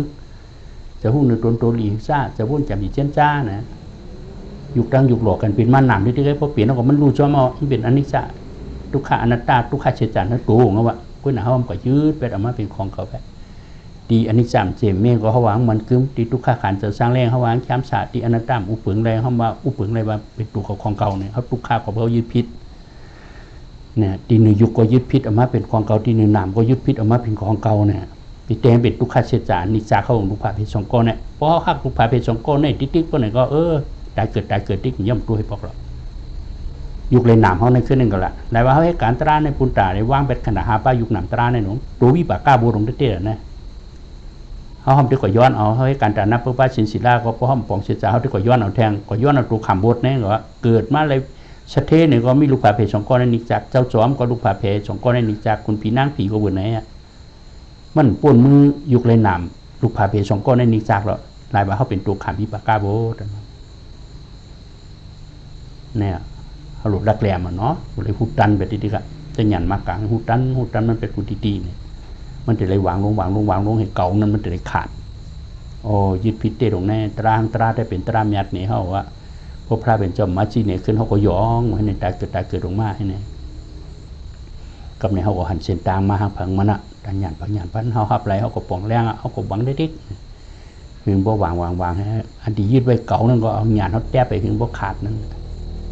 มันยึดไว้ในยุคในนามนี่แหละเป็นติ๊กที่อายุพิษเปิงเหมือนนั้นก็เพื่ออายุพิษเปิงในตนาก็มีอิ่มเตึกมาหน้าโคเสเพียนสูงในเอาเป็นป้าปิจาตราการมากัดโพห้องว่าปีละหน้าทอดิงกระดาทอนบางตนาคู่มือมาเฮ็ดเป็นเฮือนคันถาเฮาจักเลยก็ยอดตนาในกุ้ยเฮ็ดเป็นเฮือนคันถาหมอเฮ็ดกูตีงานลายกูมอมันเอาเข้ามาตริฉันกูเมียวเฮาเปลี่ยนมาปิกตาอสุรไก่เต็มก้นเต็มผีเปลี่ยนมากูแซนคุณสางเฮาทั้งเปลี่ยนมาตนาคู่มือมากุ้ยเฮ็ดเฮือนคันถาเฮาเนาะดานดาปาโทในพวกมียุคนำคันถาก็ไผกิดิสารลูกขุบไม้ว่าเล็กก็ละเอียดให้พวกมียุคนำดูเจอก็เนาะเป็นที่ไผลูกขุบไม้คันถาหาป้ายุคนำดูเจอของเฮาให้เป็นพื้นกิดิสารเป็นไผพอมีพื้นเอาไผก็ไม้ดิๆอ่ะแล้วว่าติแล้วพื้นแปดนั่นน่ะพอพื้นแปดเอาไผกิดิสารมีว่ามันสั่งไม้ก็แล้วเนาะพระยานตาเขาจะเปิ้นเอาแปดมดอ่ะเขาจำชนมาค่าค่ำนี่ตั้งถูกตั้งเสือเปิ้นไปเข้านิพพานเอาเปิ้นเอาแปดหรือว่าเนาะเปลี่ยนอย่างมากก็มันตื้อเสือเปิ้นนั่นน่ะก็เปิ้นไผกิดิสารลูกขุบไม้อ่ะอันเฮาหาในไผกิดิสารตึกมุกเยอะล่ะมันก็ลูกขุบไม้เฮาที่ๆก็เอาแต่ไรฮู้อ่ะมันไปวอดเขาแต่ไรฮู้ตันมันไม่หมกกันได้ห้อยไผกิดิสารในลีอิมดิจันน่ะก็เปิ้นมียุคนำตัวเจอหิมห้องว่าเก่าๆในหลวงแน่เลยขำลูกขุบไม้อยู่กูวันกูขึ้นกูเลือนกูปีกูคว้ากูจัดกูปานตายเกิดตรงนั้นไผกิดิสารเนี่ยลีอิมดิจันบ่หมกกะหือหลายว่าเฮายังนังยักตรังไม่มาตานๆถึงลูกโกตายในกิดิสารไม่บ่เห็นได้ลูกอะไรไม่เหลือไหนเนี่ยหนูชูงดิ๊กถึงเลยยันตั้งได้ก่อนขึ้นมาดิ๊กเพราะชูงเขาป่วนในหลวงไหนเนี่ยเขาจะเลยหันตัวทั่วมาข้างฝั่งมันอ่ะตาราติกระเทียนเปิ้ลเนี่ยเขาตั้งนานอ่ะยังเขาหันทุกขั้นน้ำเขาก็รักแหลมน้ำนั่นนะทุกขั้นเสียจางหันน้ำมันก็รักแหลมน้ำอิ่มจันน้ำมันก็ชุดอะไรหรอกเนาะอันนั้นพอมียุคนำก็เป็นไผ่กิริสารลูกขุมไม้ไผ่ล้อผ้าไผ่ชิบเอ็นมุกลูกขุมไม้เนี่ยยุคนำตัวเจอของเฮาเนี่ยขนาดปลาของเฮาเนี่ยเป็นพื้นนะแต่ว่าเขาให้การตลาดในปุ่นตาเอาพื้นเปียดปุ่นตาคือขันตุกขาชุดสีปอกนั่นน่ะเพราะว่างขันเท้าก็เขาจำชนมาหาค่ำนั่นน่ะเนาะเส้นทางพระยานตาเลียเขาจะกว่าเขาก็ไปชมเส้นทางนั่นแน่ไผ่กิริสามี10 เมตรลูกขุมไม้เขาล้อผ้าในลูกขุมไม้กลางในตัวกลางค่ำอิ่มเตื้อให้ปอกเขาเลยดิ๊กเพราะเขาเลยอยู่ช่วงล้อผ้าเขาห่มเจาะยังเขาเลยอยู่ช่วงล้อผ้าเขามีแค่เจาะเมื่อป่องเสียจ่าเขาจะได้หูโลภะในกลมดีอย่างแน่ลูกขุบไม่นะเพราะแต่ในโลภะเป็นปีกตามาของแน่เขาหลุกกูก็ไม่ได้เมื่อเขาหูกูว่าหูกำในเขาคู่เขาหลุกเลยหูตัน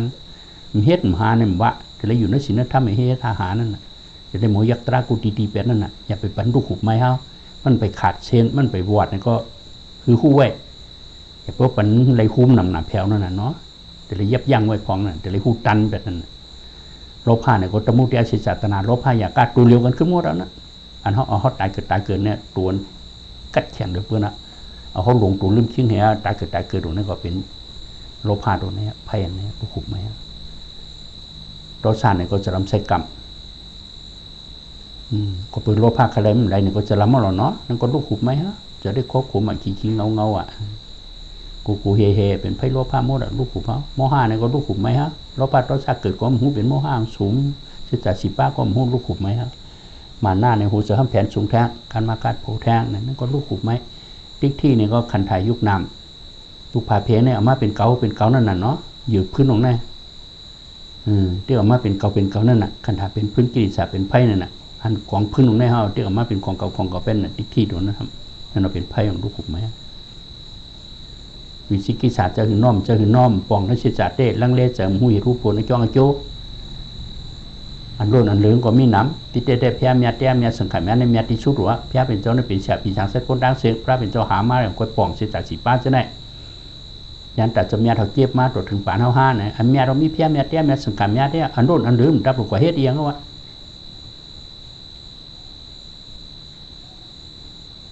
พวกเฮ็ดเนี่ยก็เป็นอันรุ่นอันเหลืองแปลว่านั่นเป็นวิจิกิสังรูปผูกไม้เฮาดิๆเนี่ยป้อมป่องของการเฮ็ดดิๆพวกป่องนั้นมันเฮ็ดว่าเนาะสุติพยามีเราเป็นเสียปีจังสักกุลนะตรามีรูปรูปนวนะป้อมหันตราก็หันกับพระเนี่ยพระเป็นเจ้าโหไว้เอาหันตราก็ป้อมยาตะกุ้ยพวกเป็นลูกชุดเขาก็เป็นอริยสังขารเป็นเท่ายิ่งเขาไม่สินเนี่ยก็เป็นอริยสังขารแล้วพอได้ฮู้จ้ามาเขาเป็นลูกชุดกุ้ยเขาก็เป็นอริยกุ้ยพยามีเตียมีสังขารมีเราเต็มตัวกันนะว่าอติติละอติเสกอติปิญญาเต็มตัวกันนะก็เย็นเลยในจังมีทั้งแต่นาศีลสมถามีกุฎาเสียมีอติชุดกัน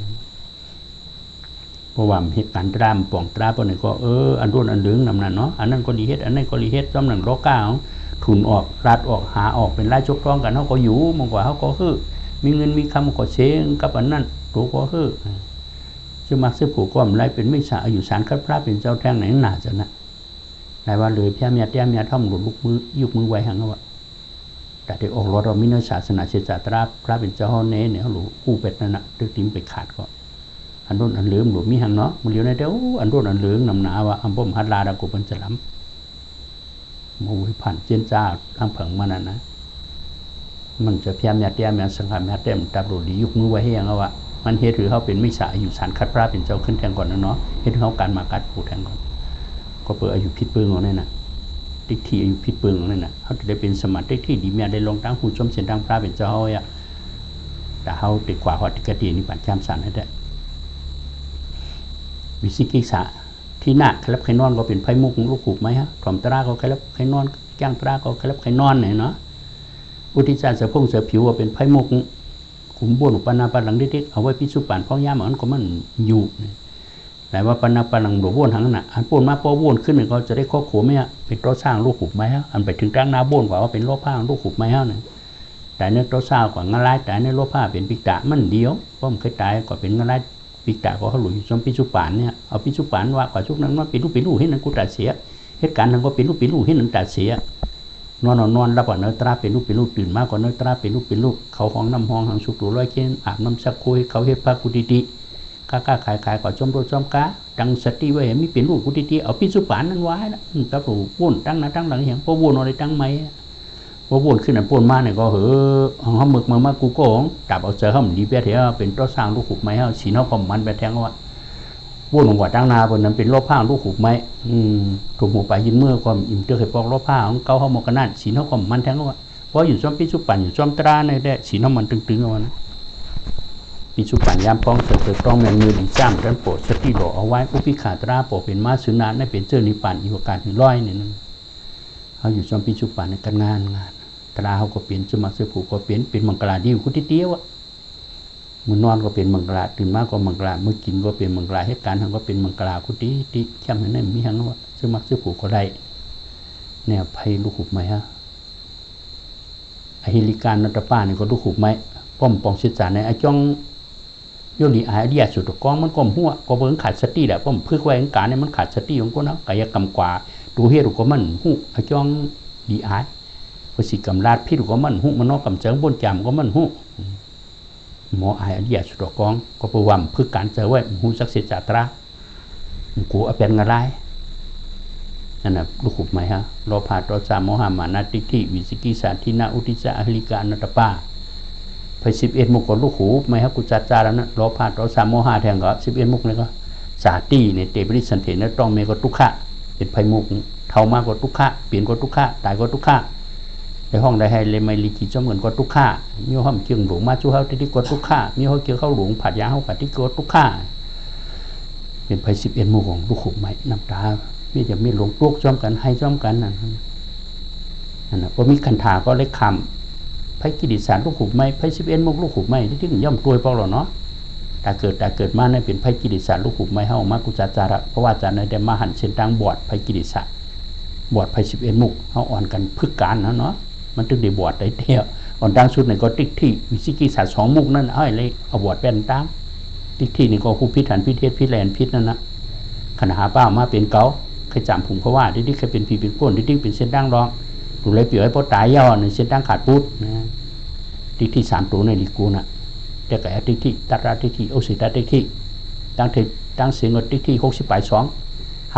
เริ่มกลางเพราะดิ๊กที่3ตัวในเขาป่องเจ้าก็เป็นวิปัสสนาแห้งใหญ่ว่าเส้นดั้งรองก็ห้อมดูจ้อมเส้นดั้งจุ่มก็ห้อมดูจ้อมเขากว่าเส้นดั้งสายกลางมีสีมาปฏิปทาเส้นดั้งมากาเส้นดั้งพระเป็นเจ้าอ่อนกว่าเนี่ยการงานเนาะเนี่ยทิฏฐิวิสิกิสาก็จะหือน้อมจะหือนอนั่นน่ะพระเป็นเจ้ามีเตหือตร่างมีเตหือสังขารมีเตนิพพานข้ามสางมีหือน่ะก็เปิ้มหูเหตุผู้ผลไอ้จ้องไอ้โจนั่นน่ะป้อมหูเหตุผู้ผลไอ้จ้องไอ้โจนั่นก็มีอันรุ่นอันเหลืองกว่าที่เพิ่นลาดยังมันก็อยู่หมองกว่าที่ก็เลยคือเงินคำก็เชงอายุก็ฉานคัดพระเป็นเจ้าการมาการโปรแทงไหนหนาจะน่ะเป็นไม่ฉาอายุกว่าเป็ดตั้งกลุ่มเหี้ยเงินก็เชง เพราะมีต่างหยันเสียจะได้รักด้วยละคือมีกูแย่งเอาอะไม่สายอยู่เงินก็เชงเฮ้ยก็เฮ้อเอานั่นให้พระญาติแต่มันหลุดมีในอกนักเสือเขาเนาะผู้จ้างตราได้พระญาติมีเตะเพราะหันเป็นลูกของพระญาติมีบุตรเสียนะเนี่ยเอาหลวงเอาร้อนแกนพระญาติเนี่ยพระเป็นเจ้าในกรุงเทพจุอย่างนะขับสร้างปรมีมาสีสังคีปอาเซียนกำผ่านว่านั่นง่ายๆมันเป็นโคใจเมียดโคใจหมัดโคใจผู้ตานเป็นเจ้ากรรมอย่ามุนอย่าพุ่งอย่าตะคุอย่าปิญญาอย่าเมียตะกรุณาอย่าฮักในหุ่นยาสัตวตาดำๆมันว่าเนี่ยกรุงเทพจุอย่าได้อย่าว่าแล้วว่ากรุงเจ้ามีกระปึงมานั่นน่ะ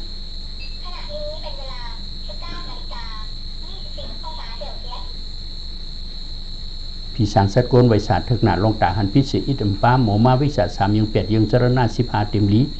สังรัดเนื้อผีโลกก้นความหวานอ่อนอำย่อนนังเสียงโลกาสามป้าพายงามหมึกเลื้งตู่โปสอนโอเย็นเงียเพการวิกาถึงตานิปาน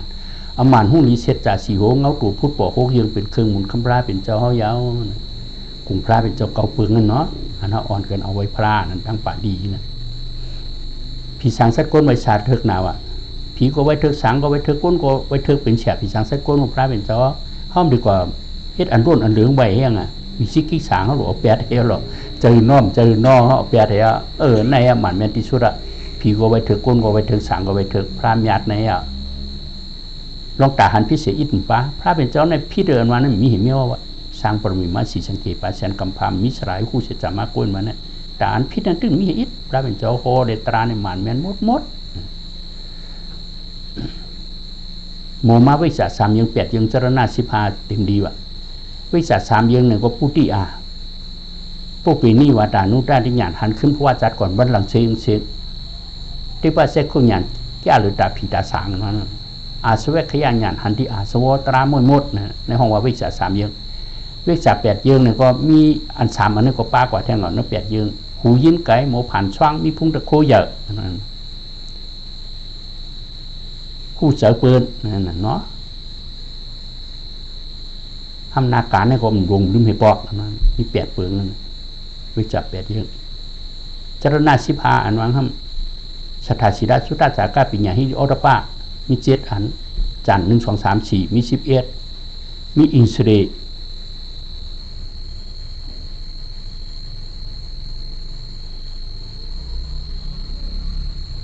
15อันนั้นผู้จำเคยต้อง11 12นะเกิดเป็น3อันนั้นวิริยะจะเนี่ยนี่นั่นน่ะ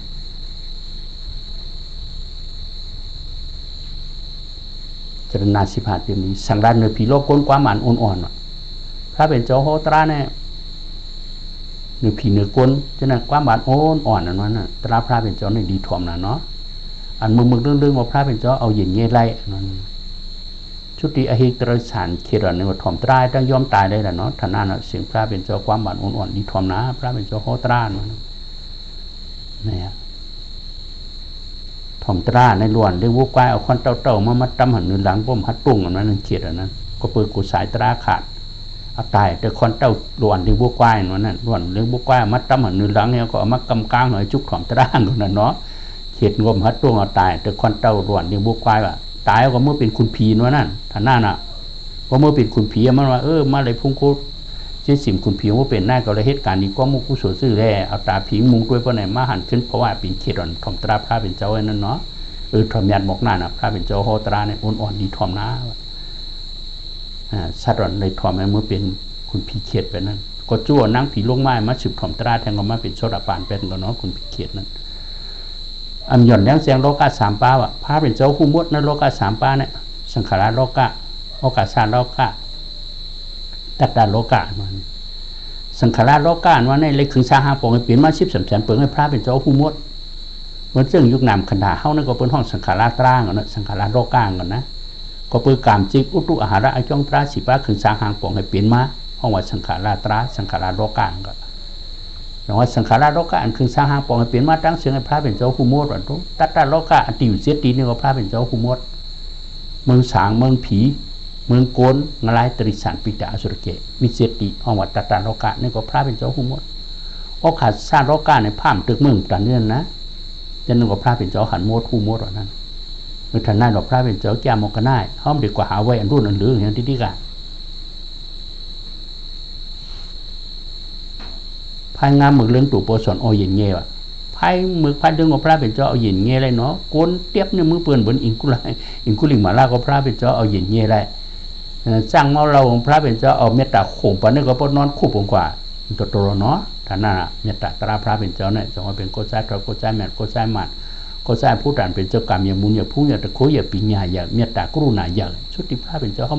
โมราในเมียถึงในมีหังว่า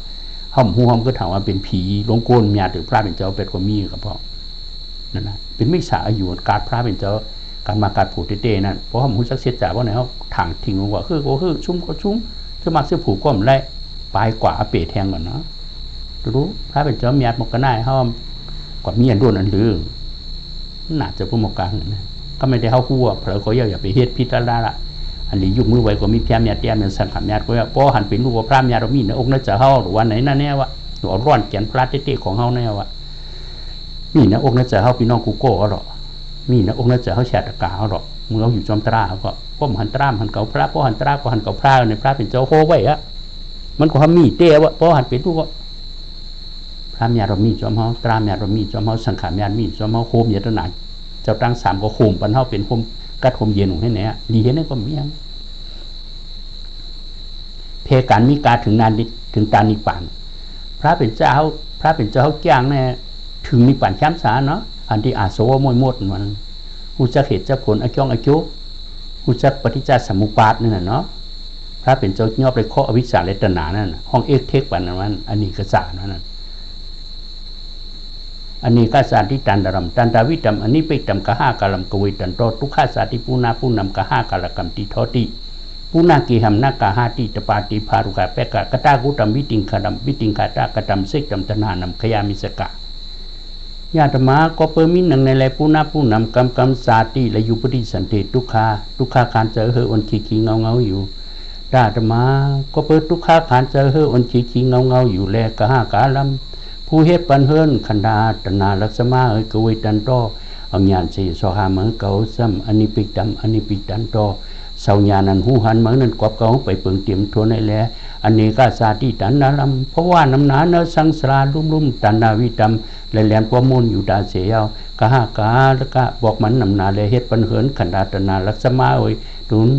ก็ใจห่างมังตนาตีโทมือเรียวเกามีญาณแดงตาสีหันเมื่อยาวนาปูนาแทงบองหนึ่งกีหำเพิ่นขันธาอัตปอนั้นนากาหาติมั่มเลยเฮ็ดเป็นเขาแทงยาวๆดีก็ใจห่างมังตนาลักษมาไว้ตปาหลายสำแสนเปิงผารุกา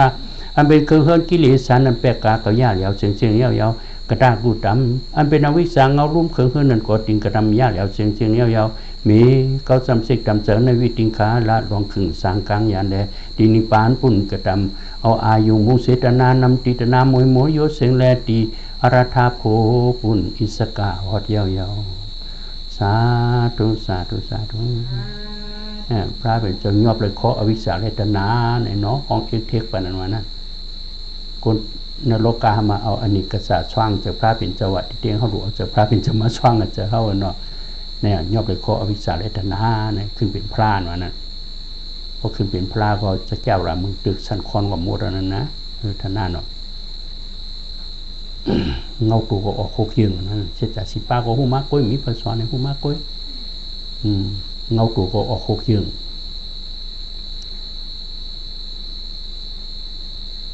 ยองขีดดอกโคกเมียวออกมานั่นมือเจ็ดหวางก็เข่กันตั้งติ๊กที่ตะกระตอนเขาพระเป็นเจ้าตุ้งซ้อมไหลมามงเพื่อเคยปันเจ้านันตาผูกกันนะล้วนก็ออกมากำเหลียวขึ้นว่าทำพวกหมักพวกขึ้นลงกว่าเนาะพระเป็นเจ้าก็เปียกพุงตะกูหรือตัวหมามงเนี่ยก็ยันขึ้นมือกว่ามือห้องธรรมะมาโคปันมีเจ้าเมืองผีนว่านั่นมือหอตรานั่นนะมือเจ็ดวานะเปียกพุงตะกูเนี่ยแต่ว่าทุกจามมาเรียวแนมเอาอันนั้นน่ะเฮ็ดหุ้งไผ่วินงสังอันนั้นเป็นอายุตั้งจ้างตั้งเฮ็ดตะกะตอนของเขพระเป็นเจ้าในน่ะปีญาเสียวว่านะตอนกันเฮ็ดอันนั้นครึ่งเนี่ยเข่งอย่างคิดตัวพระเป็นเจ้ามีหกเปิงเด็กผู้อาชันก็แต่ห้างหรือพวกมกาหือเนาะท่านหน้าน่ะเนาะเพราะว่าเป็นกฎสายถอดกฎสายเมียกฎสายหมัดกฎสายผู้ฐานเป็นเจ้ากรรมอย่างมุงอย่างผู้อย่างตะโกอย่างปิญญาอย่างเป็นเสียปีศาจสกุลตั้งเสียงเป็นเจ้ามิตรตากรุณาอย่างฮักเนวเนียสัตวะเวนลูกเจ้าอย่าหุระโมอันนั้นท่านหน้านะ พอที่เอาเป็นพระอายานตาเอานิพพานก็ได้ปานที่เป็นกราบเป็นเจ้าสุเมธาก็เป็นยานตาเอานิพพานแล้วคำเอาเนาะคำทุกข้าวมาเนี่ยทนายผมคิดช่วยอย่างว่ามกนาพระเป็นเจ้าอันดียกมือไว้ก็มีพระเป็นเจ้าก็เอาอันดียกมือไว้ก็มีตราพระเป็นเจ้าข้อไว้สอนไว้เขาก็เอาอันดียกมือไว้ก็มีลูกค้าตะเปพระเป็นเจ้ายานตาจะแม่เท่าเก็บมาตัวถึงป่านเอาฮะเสียเปิดตะเปบ้านเนี่ยเป็นก็เป็นยานตากว่ากูจุ้มมาเนาะเขาเกี่ยวกันแล้วเขาเป็นวิญญาณแล้วเขาก็ป้องเสือกว่าอันนั้น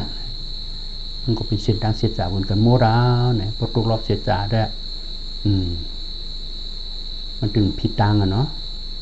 เพราะว่ากำหุสักเสียจ่าเสียจียังก็เป็นอริยาบนไหนได้บนตั้งเอาหัวมาแก้งมาคำหัวน้ำมันมาปันกินว่าจ้องเด็ดได้กินเนี่ยว่ามันได้กินนะเนาะเพราะว่ากำหุสักเสียจ่าสีป้ากระป๋องแรงนั้นเสียจ่าสีป้าดีๆก็เป็นยานตาบนไหนได้ยุ่มล้าว่ะบนตั้งเอาวนเมื่อหมอกวัวหัวน้ำมันมาปันกินว่ามันก็ได้กินว่ะเนาะเมื่อเดี๋ยวนี้เขาก็ย่าเบอร์มาแก้งมาคอกินน้ำเลยกินกำน้ำมันนะโลกโลกาเนี่ยนะเสียจากความห้องได้เป็นเจ้าทอดเจ้าแม่อ่อนกว่าเชียงนั้นเชียงต้องย้อนนะลีกูน่ะเนี่ยนั่นไอ้บ้าเขาถ่อมตราหิ้งยาเสียจากติ๊กพอหักเตะเขาเคยออกรัฐนั้นสังสารบททุกข้าเต้เนี่ยเส้นทางมักกลางเส้นทางสายกลางพระเป็นเจ้านี้ไว้อยู่จังเชียงแล้วแรงเนี่ยเนาะบัดตั้งมันตั้งไทยตั้งไตเขามันก็มีเอาลูกศึกษาถ่อมประตูรอบเสียจากห้างพังมันตราอันโชยงตนากิริสาฉะนั้นแต่หรือเปิดเถื่อเป็นเส้นทางหาเงินของนรกกะเอาคนบอกว่าเบิ้ลเอาหลุดรักแหลมไม่ใส่หาปัญญาตราเสียจานเจ็ดอันหมัดเส้นทางมีสิมาปฏิปทานออกรถเต้นั่นแหละปัญญาพี่สังสัตว์กวนใบชาถึงหน้าลงตาหันพิเศษเต็มป้าโมมาวิชา3ยัง8ยังจรณะ15เต็มดีสังรันเนื้อผีโลกกลความหวานอ่อนอำย่อนแล้วเสียงโลกา3ป้าพายงามหมึกเหลืองตู่โปสอนโอเย็นแง่เพการมีการถึงตานิปานอมานหุ่นนี้เสียจ่า4โหเงาตู่พุทธโปโหยังเป็นเครื่องมุนคำพราเป็นเจ้าห้อยาวกุงตราเจ้าก็มี6เปิงเนาะ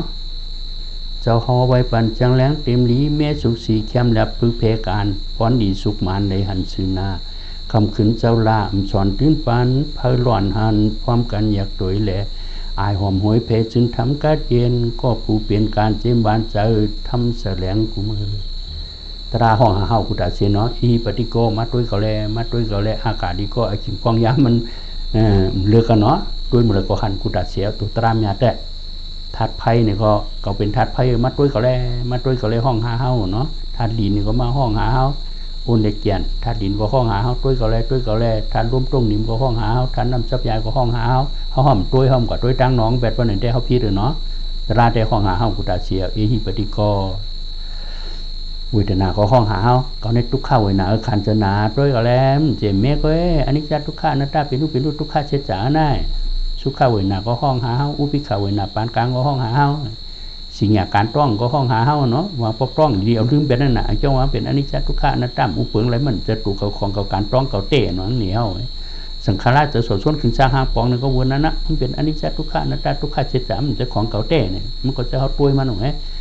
ลองมันเป็นอนิจจามเจเมทุกขาขันจะสร้างได้อนัตตามอุปเปิงอะไรมันเป็นรูปเป็นทุกขาเจ็ดสามมันก็ห้องหาผมยกเจอคู่ก็วนนั้นนะห้องหาเฮากำจะหันห้องจะยินห้องจะหูอายห้องจะหูยศาห้องจะหูตนโตห้องจะหูพ้นจับสิเจ็ดจ้าห้องจะโลภะจะโทสะจะโมหะห้องอาโลภะอาโทสะถอยจะเข้าถอยจะออกห้องห้าเฮากุตาเสียเคยเป็นใจทางเปลี่ยนนะทั้งก็ตราได้ห้องหาเฮาเว้ยนะเฮาขาดสติเพราะขาดสติเฮามันตุ้ยเนาะตุ้ยไปตั้งนอกดีเตียนได้เฮาดูตุ้ยตู่ตราเฮาน่ะเนาะพอตุ้ยตู่ตราก็กระเจน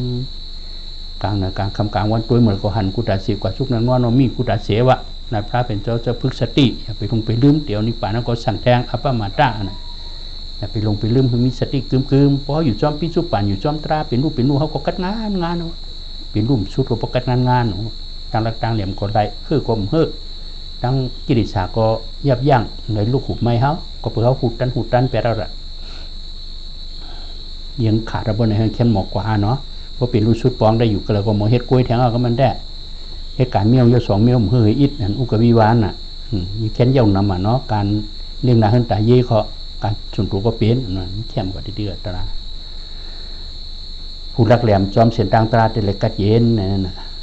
เพิ่นอยู่นักถืนให้เคลื่อนให้กลางน้ำมาหอบสปีดมาตุกกินซ้อมป๊บมือก่อนว่าเพิ่นอยู่นักจ้องอันเพิ่นให้ภายช่างแก่นให้เพิ่นก็โจจันตรามักตราผู้ตราเสียนต่างพระเป็นเจ้าสอนมาตั้งเมืองไทยเฮาเมืองใต้เฮาเมืองมานเฮาอันนี้อยากเขาเจ้าเพิ่นก็เปียวให้ไหนเนาะ ผู้อันพบทบตราได้อยู่เปิ้นเอากีด้วยแสงกึ่มเมืองก็เลยยุ่งหมู่กล้วยนะถึงนะคือกล้วยนะให้นะสวนกล้วยไหนเนาะปากกันแล้วก็ติดๆยังมีไอ้ขิมของยามเปิ้นก็เปียวเรียนนะสารตรามักตราปุตราของเปิ้นอายศาสตราจังว่ามันกัดเย็นดีเตะตราญาติเป็นตราปลาลูกปลานอนเนาะมึงคำพราเป็นโจโคเป็นเชิงมดอะสุกรานวิเนี่ยพี่ธรรมะปริยาปฏิมาปาปฏิวิท่าฮอโมดมันเชิงเขาอ่อนกันเฮ็ดเนี่ยก็เป็นปฏิบัติการจ้างปริยัติก็ป้าว่าอันผู้สร้างร่างเป็นปริยัติเขาถ่อมให้เข้าใจก็เป็นปริยัติไว้ปฏิบัติเขาจ้างปฏิวิท่ามันก็มาแล้วเนาะผลลองกัดลองเย็นนี่ปัญชามสะสมักเสผูเขาก็ไล่ดิ๊ก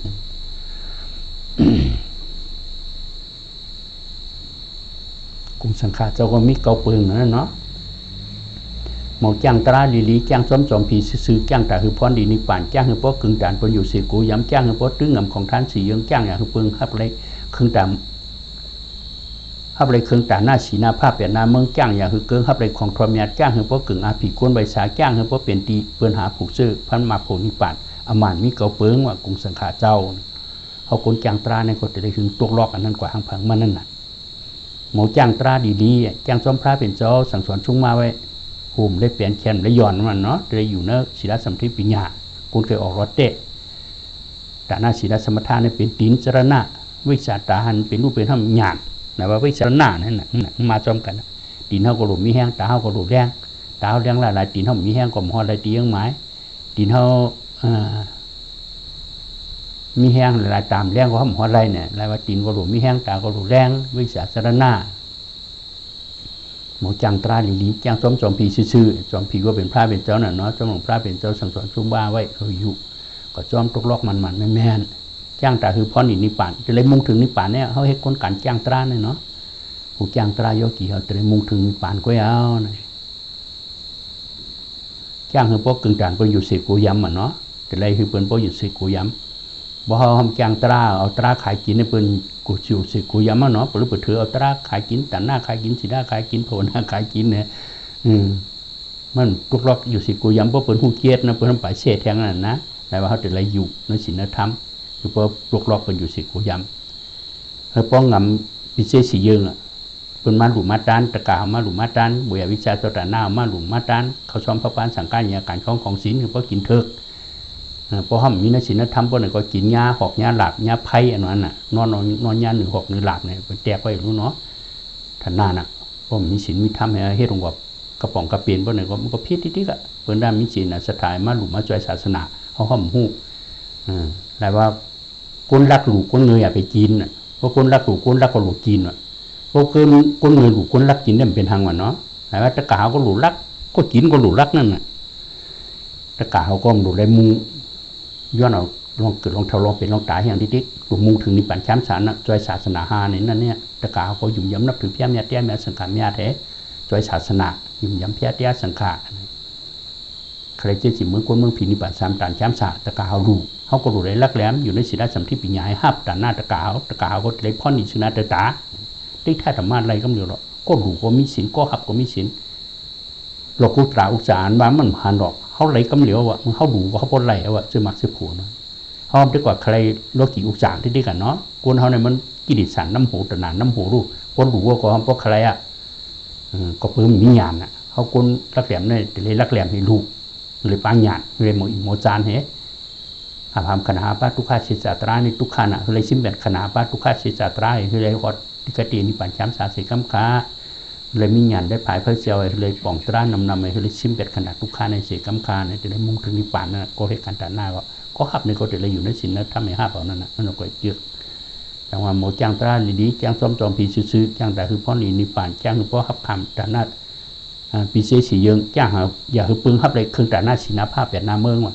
เพราะอยู่ในศีลนั้นทำเพราะไหนเปิ้นดูไว้ศีลภาพ8 หน้าเมืองนั่นมันเจ้าก็เขาขับไรนั่นน่ะเนาะตานตอดนั่นน่ะทุกจันใจเขามีกูเพราะเมียบนั่นหรอเนาะยุ่มให้มันหลูนั่น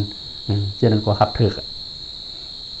จ้างอย่างคือเกิงขับเลยของทอดเมียดว่ะเนาะของทอดเมียดในแค่นโทษตะกาหู้จะเสร็จจากสิป้ายเปิ้นเคยพูดในสังสารบททุกขายลูกเพราะว่าอันผู้ขับดังการมันหู้คนไหนก็มันแค่หนาเจอวันนั้น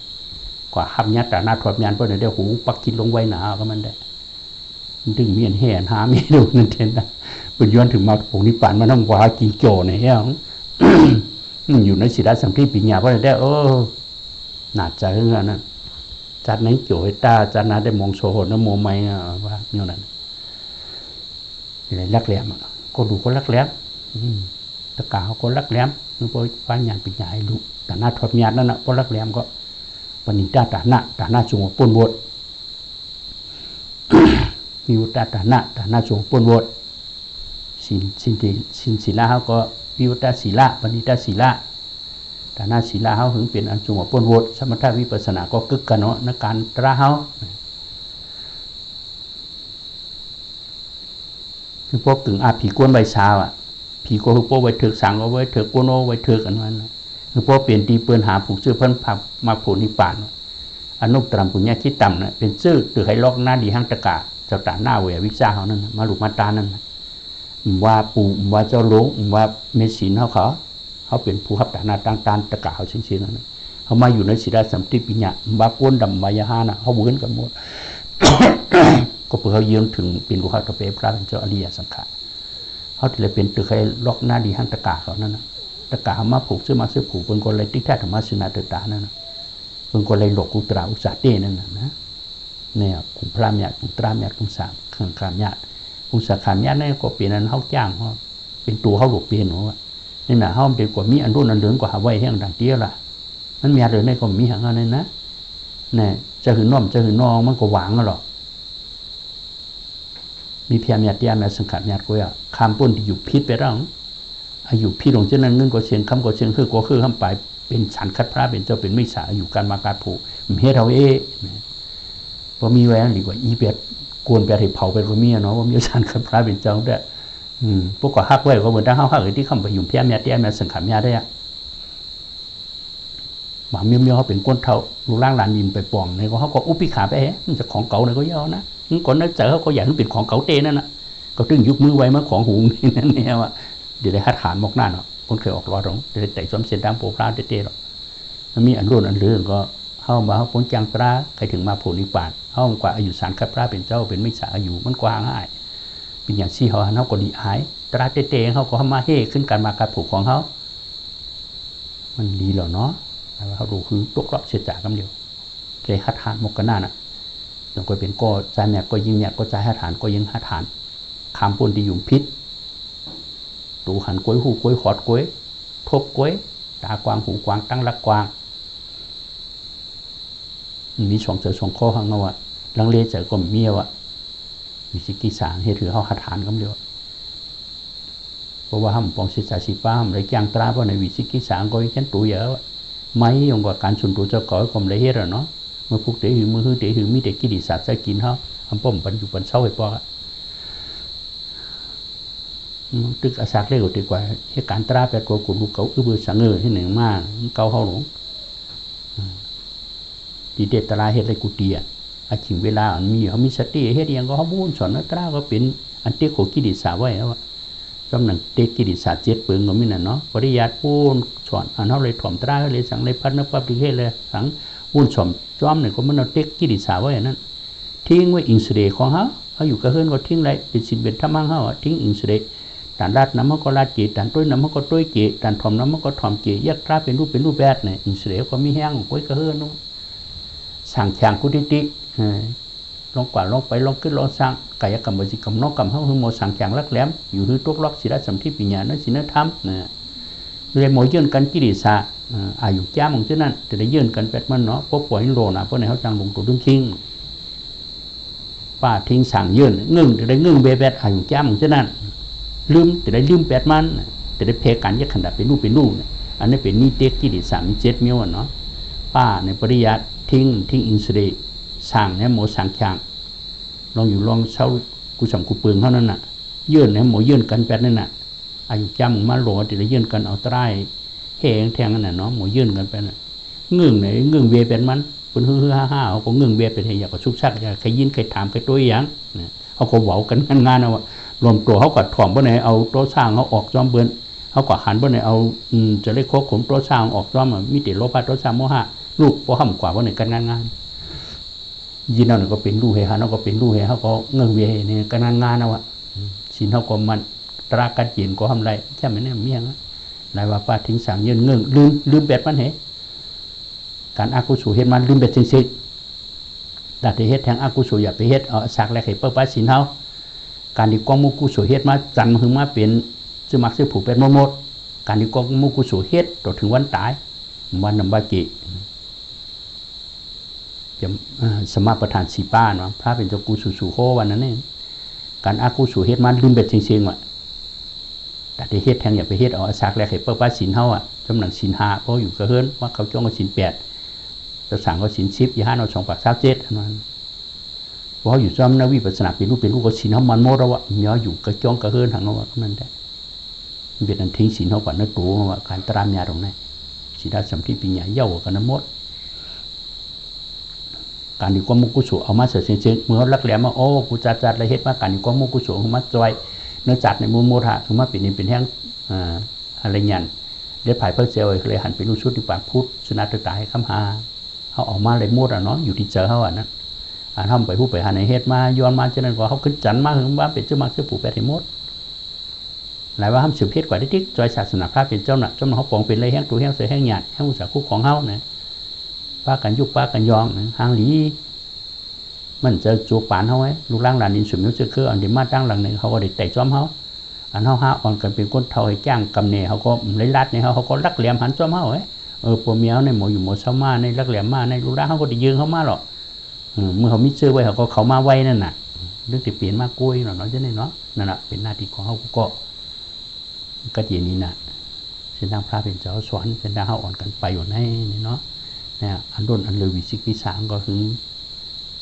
มันไปขาดก็คือเขาคูดันไปเลยหลวงมี2 ข้อหังเอาวะหลวงมีอันเดียวนั่นเนี่ยมีเพียงเมียเตี้ยเมียสังขารเมียได้แต่เดี๋ยวมีปั่นแชมป์ศาสตร์แต่เป็นอริยะก็มีในเส้นทางเสียจากตราพระเป็นเจ้าสอนในก้อยในนั้นนี่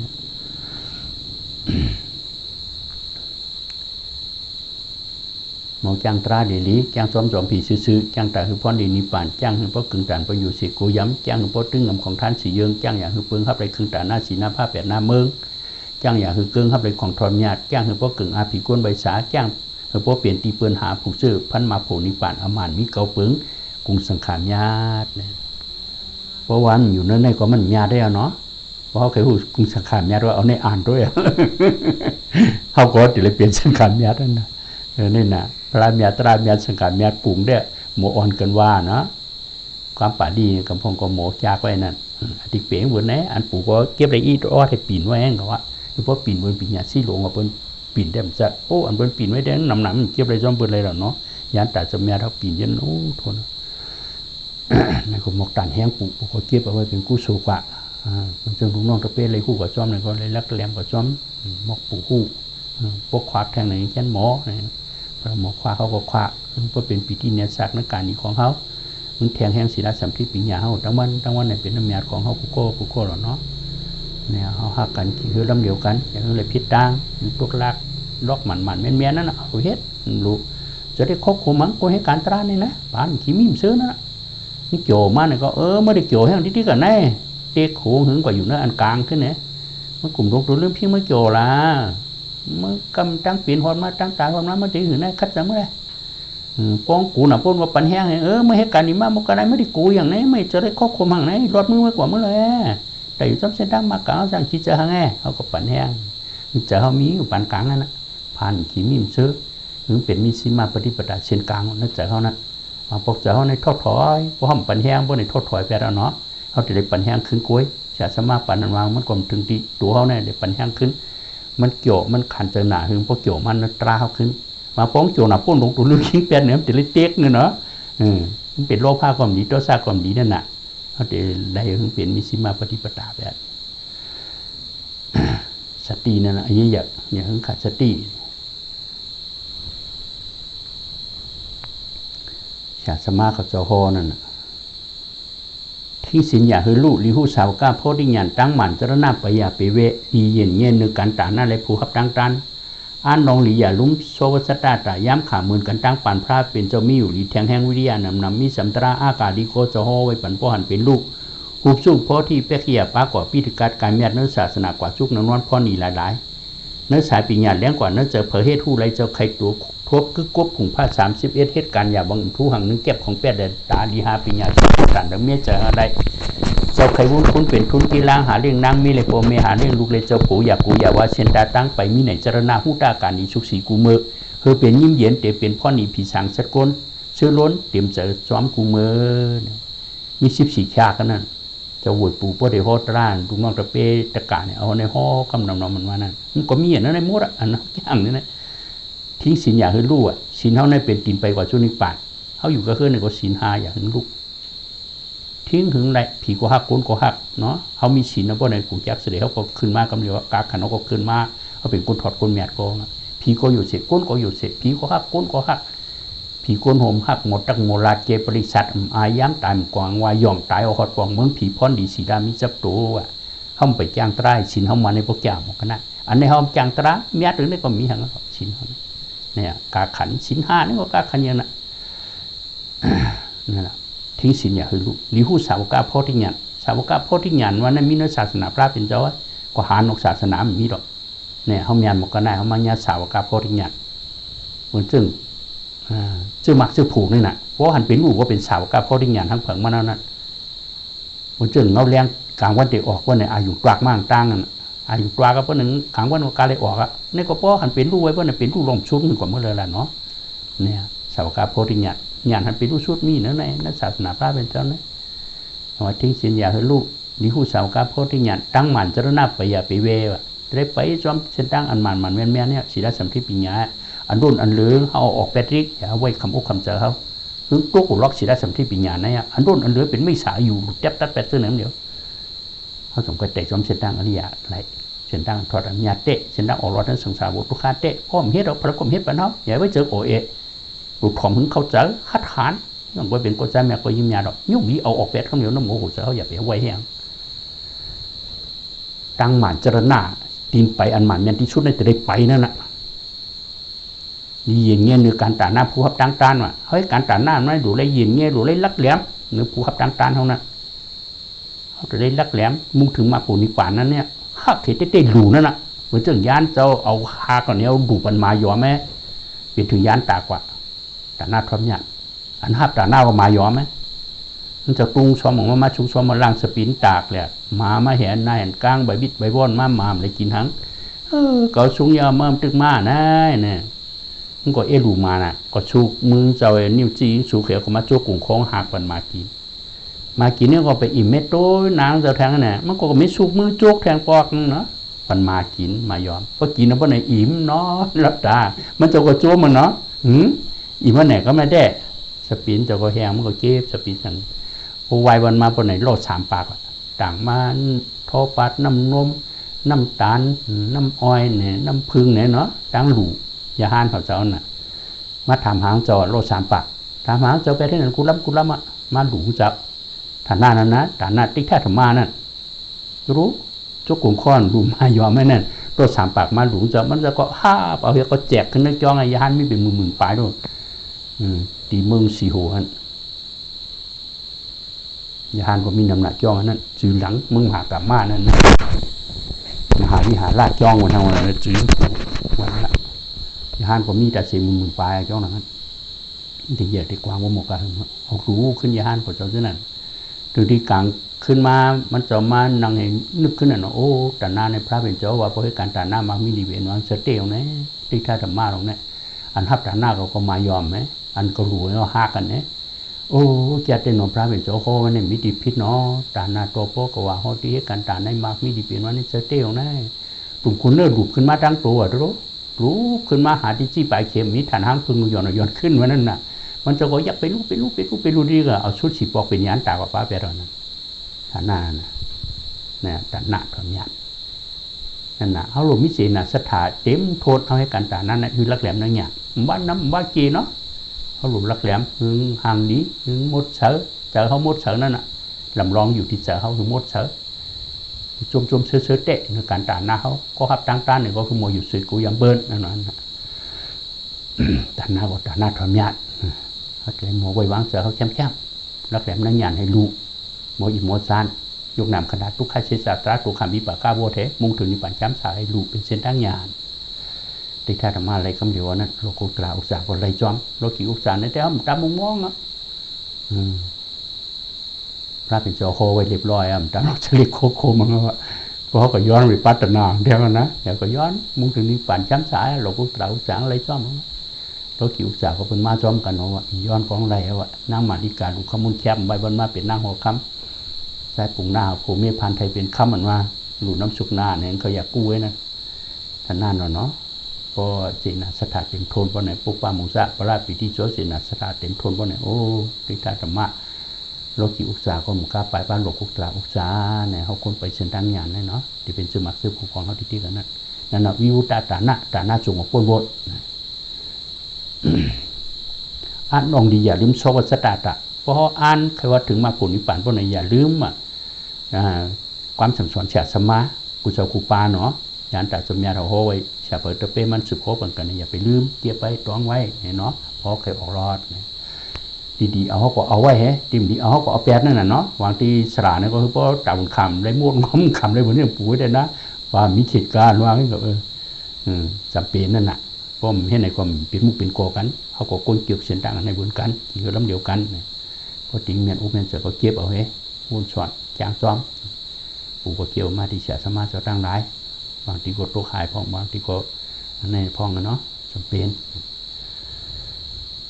ทิ้งสินยาหือลุดิหุสาวกาพ่อที่หยาดตั้งหมันจะนับไปยาไปเวะเฮยเย็นเงี้ยเนื้อผู้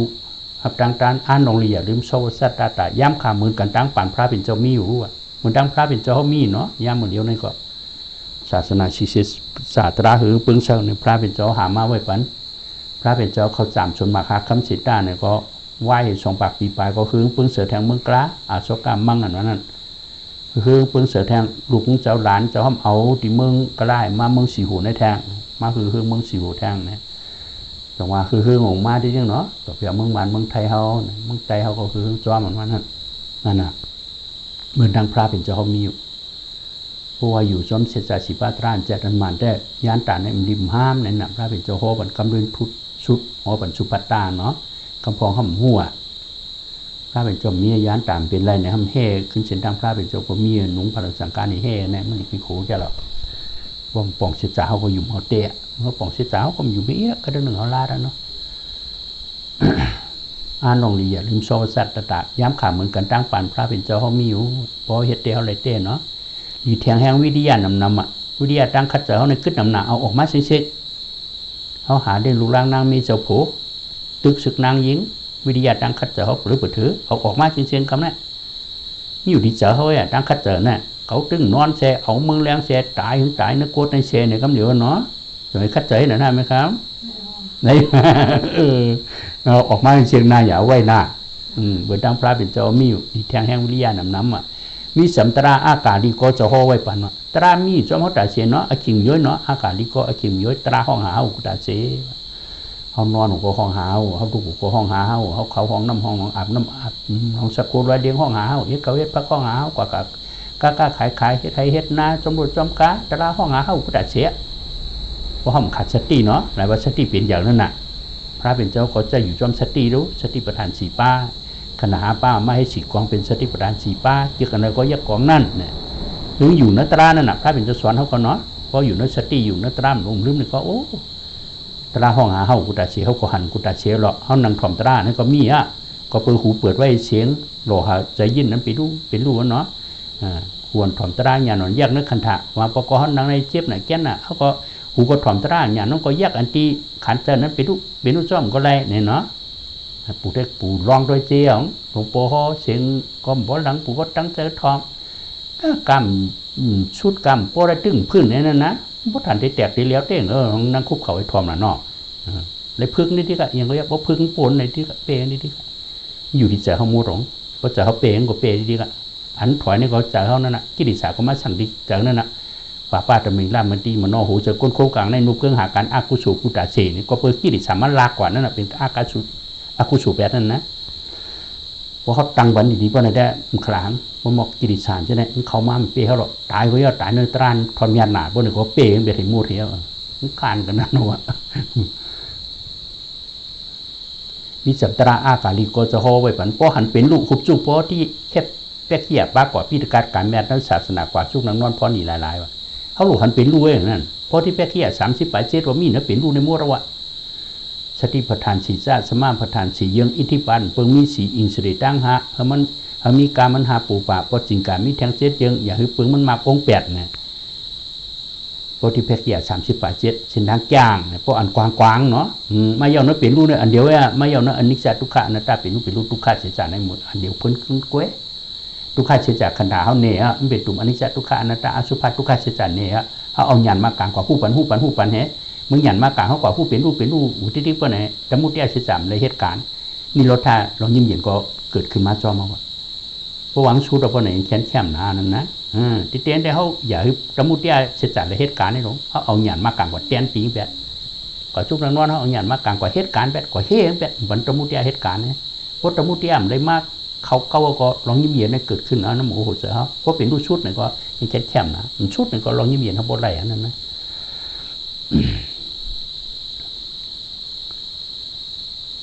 เหตุการณ์อย่าบางทุสังนึกแก็บของเป็ดเหรียญตาวันเนาะนั่นหลวงโลกาในเป็ดเหรียญตากันก้อยๆอ่ะดีหาปีเนี่ยสุกนั้นนั่นแหละเผยเหตุผู้ไรเขาให้มันเป็นของเป็ดเหรียญตาว่ะนั่นหลวงโลกาในเนาะทุสังนึกแก็บของเป็ดเหรียญตาที่สิมึงสั่งก็เป็ดเหรียญตามึงผีก็เป็ดเหรียญตามึงโกนก็เป็ดเหรียญตาเอียงก็เป็ดเหรียญตาร้ายก็เปิดตนาผู้มึงมาหลอกลวงเหวเก้าเขาเส้นดังแต่จะเป็นอริยะเส้นดังอรรถในสังสารบททุกข์เนี่ยมันกูเขากว่าบ้องหังอ่ะเฮ็ดคู่หาทับของเฮไว้ชิบทับของเฮไว้เนี่ยเนาะมานัดคุณสงเฮไว้เฮตั้งมาตามผูกกุ้ยติ๊กที่ของมัดไว้ติ๊กที่ก็ป้อนยางไม่หยองไม่หู้งงป้อนเส้นดังหยับผืดงอันมาเป็นอันการมาการผูกเฮมาแค่ผูงเนาะอายุพิษเปิงเขาเนี่ยก็ที่ดิสากุ้ยเฮ็ดทั้งเฮานะ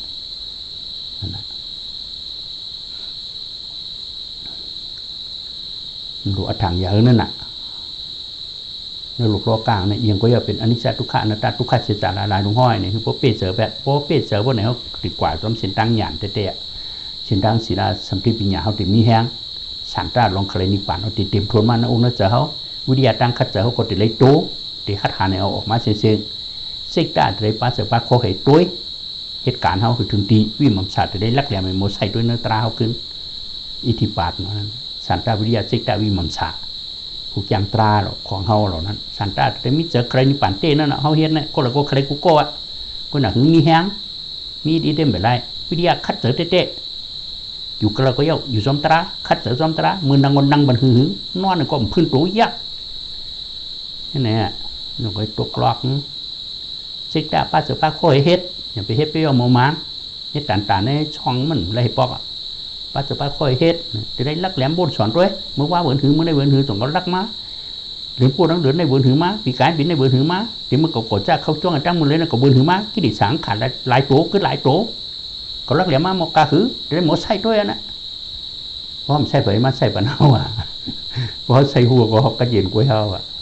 มันแค่หมกกันได้ดอกตราด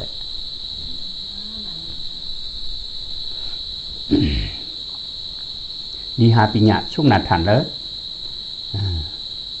เมื่อจากอะไรเจ้าใครมุคุณเป็นทุนกีฬาหาเล่งนางไม่เลยโปเมหาเล่งลูกเลยเจ้าผู้อยากกูอยากว่าเชนตาตังไปมีไหนเจรนา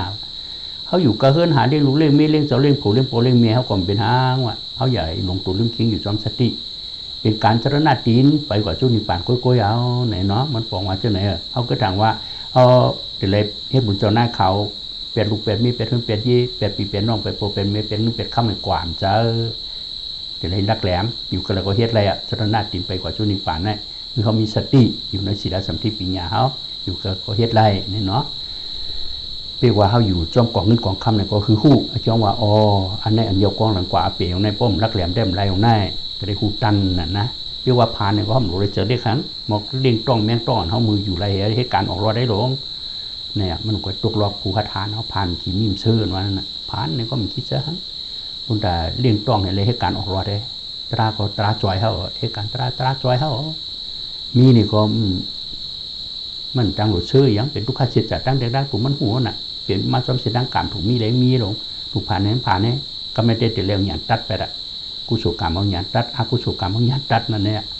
จงก็เป็นอโหสิกรรมได้ก็เป็นอโหสิกรรมก็จงก็เป็นถึงยานตาเอานิพพานได้ มันเรื่องเขาตัดตรงนี้ก็เป็นรูชุดปองเนี่ยก็กะมันของกวาดจอมสีปูนหนึ่งปูนกวาดจอมกันนั่นน่ะเนาะก็ชุดสีปอกมันก็เชงก็กางตัดไว้นั้นเจ้าหมอกกระลาเนี่ยก็กำลังชุดนั่นน่ะก็เปิดเอาเมจเกจูตายปีจันนันเรียกกะมันว่านั่นคาเมจเกจูตายมือปานเปลี่ยนคนเฮ็ดหน้านั่นว่านั่นเลยใครก่อนมาส่งหวยเอาปันเมียมาเมียเขาเอาหมกพามาเตี้ยนให้กินทั้งมันเป็นเชียงฮะเฮ็ดไหลเจ้าบ่มทอกโตนามีทิ้งในอีระนอมมันก็มีเมย์มันน้มจันหนายอีเราเนี่ยมาให้หมูห้องความน่ะหลงเมย์ก็ตาวัดก่อนหนังเสียงห้องเมื่อได้อีถ่อมอีพังน่ะใครเมื่อไปโชว์มันว่านั่นไปวางผูนั่นหนังใครเขาเปียดกันเนี่ยโอ้โหถ้าเขาก็เอากับเปียดให้มือผูกไงลาดเถอะที่ผูกกาลิโชเนาะก็กลางน้ำมาเอาเมย์ก่อนเลยนึกถึงนึกเคยโป้เมย์ตายไปนะจนหาปากมากเมย์เนี่ยปลาได้ลูกเนี่ยเนาะเมย์นี่ยอมตายต่างลูกนั่นน่ะหักลูกหมกกันหน้าเนาะมันได้ที่จะจวนหาปากอ่ะมันเนี่ยเอาข้อนออกมาทุบเป็นเมย์ให้เอามุกชายไว้ให้มือเปียวกำมะกุงจอมมีหางเหลี่ยมนั่นน่ะเนาะเอามีเจ้าเกี้ยชุดตายมันหิมือเปียวอะไรความหัวตายจากนั้นก็ตุกอะไรหาปากจัดเป็นหมูเป็นหมาขึ้นมาเรื่องนั้นตัวเพราะเป็นปีกชายพระเป็นเจ้าพุ่นโคยดีชุดนะตั้งแล้วนี่ป่านนะผมมือโจรขึ้นเนี่ยในหนักกามกำลึงชุดลำมันเจ้าแทงเนาะก็หนาวหยันตัดเราเพิ่นก็เป็นยานเต่านี่ป่านเขาห้าก็มีมากุโกหลอกกามอากุศลนะขึ้นน้ำหนักมันไปล้ำขึ้นเขาไว้กุศลอากุศลมาชมกันว่ามือไปมาขึ้นเนี่ยเขาก็คัดจากหยานเขาเนาะตัดกามมึงบ่เปลี่ยนจะไว้อาถานไว้ทางฟังมันโลโก้หลวงปู่ชอบอันที่ปู่ใครว่าเป็นคนเมืองปั่นวะเนี่ยเป็นตายผักแล้วนั่นเป็นยานตะเจ้าเนี่ยทนายนะกามล้ำขึ้นน้ำจังนี่หรอกอุปิสิตะก้ากามอุปากาตะก้ากามตายด้านกันป้องหูโลกามาคอยน่ะมันเลยขามโบเดียงตายด้านกันเป็นกามได้เต้นั่นมันห้องการพิจารณาตายกว่าตั้งดีอ่ะนั่นเนาะกามอุปาปิตะก้ากามมันวางทำกินไรอยู่เหตุการณ์ไรนั่นก็กามอันมันจึงเช่นในป้องล้ำขึ้นเขาการได้ขามกูก้อนเนาะแต่ว่าจูงไปขึ้นนะครับจะได้คัดจากการจนตัวเขาถึงที่ไปทางฝั่งมันนั่นติ่มหังเนี่ยก็คือเขาพอเลยหันไปรู้ชุดไปปองขึ้นเลยสังคือพอลักแหลมในตราอย่าลงอย่าลืมขึ้นเลยสังเนี่ยเมื่อมันมากขึ้นเรามันจางเอาเขาผมลืมไปแล้วนะเคความรันคือแน่ปู่ในตัวทั่วไปนะมือ2548นะกินข้าวก็แม่เปิ้นเอากว่ากินผ้าห่างในบนขึ้นน้ำไรนะท่านนายอ่ะนักกว่ามูดหูนะความรันคืนนะกินเม็ดหายหมอเลยปัน2 เม็ดของเขาอ้ามลืมตัวห้ามลืมหรือพอมาบุญส่วนนัตราห้ามลืมนะว่าพวกในได้แค่นของแน่พอตราได้ลืมหมงพอลองเขาพักตั้งกินเป็นมาเลี้ยงได้ลืมมัวเลยท่านนายอ่ะปองนิจาเขามาอีกูน่ะนั่นนะมือป้องไปถึงเขาก็คัดจะส่วนตัวเขาถึงที่ห้างพังมันเนาะหาเล่นนั่งไม่เลยปวดเมหาได้ลูกเลยเจ้าผู้อยากกูอยากว่าเช่นตาตั้งไปสรณาเนี่ยเป็นตั้งไปกว่าจุนิปันก็เก้เนาะเขาอยู่ในศิลธรรมที่ปัญญาเมตตาสื่อตั้งโปเนี่ยก็ยังเป็นโปเขากูโกะมาโปคิงมาโปเตะก็ลำยังเป็นโปเขามีก็ยังเป็นลูกชายเขามีก็เมียเนี่ยก็ยังเป็นเมียเขากูโกะมาเมียคิงมาเมียเตะยังเป็นลูกยิงลูกชายเขายังโปเมียเขาก็เลยยังเป็นโปคนชายก็ยังเป็นโปเป็นลูกชายเขามียิ่งก็ยังเป็นเมียลูกยิ่งเขาเนี่ยเขาหล่อเมตตาสื่อตั้งถอดมาตราพระเป็นโจสังสอนไว้เหเอาเมตตาสื่อตั้งอยากเลยจังกันเลยฮักกันเนี่ยเขาคนจังตราในหลวงเมตตาสื่อตั้งเนาะเมตตาคือหมอฮักกรุณาคือหมอเอรูมุติตาคือหมอห่มจมซ้อมกันเนี่ยกำลังก็อุปิขาคือหมอป่วยหมอว่างขันธานแต่ก็ทุกข์ชิจาคนกันก้อยเนี่ยเพราะหมอป่วยหมอว่างเพราะเนี่ยทำปิดโคหามนักเข้าขึ้นนะเนาะกำลังมากกว่าหมอป่วยหมอว่างผัวก็ทุกข์ชิจาเมียก็ทุกข์ชิจาลูกยิงลูกใจหลานยิงหลานใจผู้เขามีเขาทุกข์ชิจาคนกันก้อยกำลังเนี่ยพรำจอยปันรายการชุนตัวเนี่ยไอ้ยี่ใหญ่ลงแน่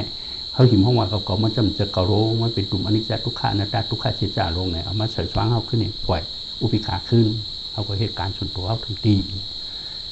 ตอนตาเขาอยู่เขาเศร้าเนี่ยเขาเอาเมียตาเสือตั้งอะไรฮะยังเป็นโปเป็นเมย์ลูกยิงลูกชายเขาก็เขาจีเขาล้ำเลียวกันว่าบัวเนี่ยก็ลำยังเป็นเมย์เป็นลูกยิงกันมียังเป็นโปเป็นลูกชายกันมีเพราะเอาตราพระเป็นเจ้าสวนเนี่ยมาเสือว่าในเบาหงหงอ่ะจนจากมุดเสือให้เนี่ยบามูวาหมายังเป็นโปเป็นเมย์เขาหักเขาที่นั่นนี่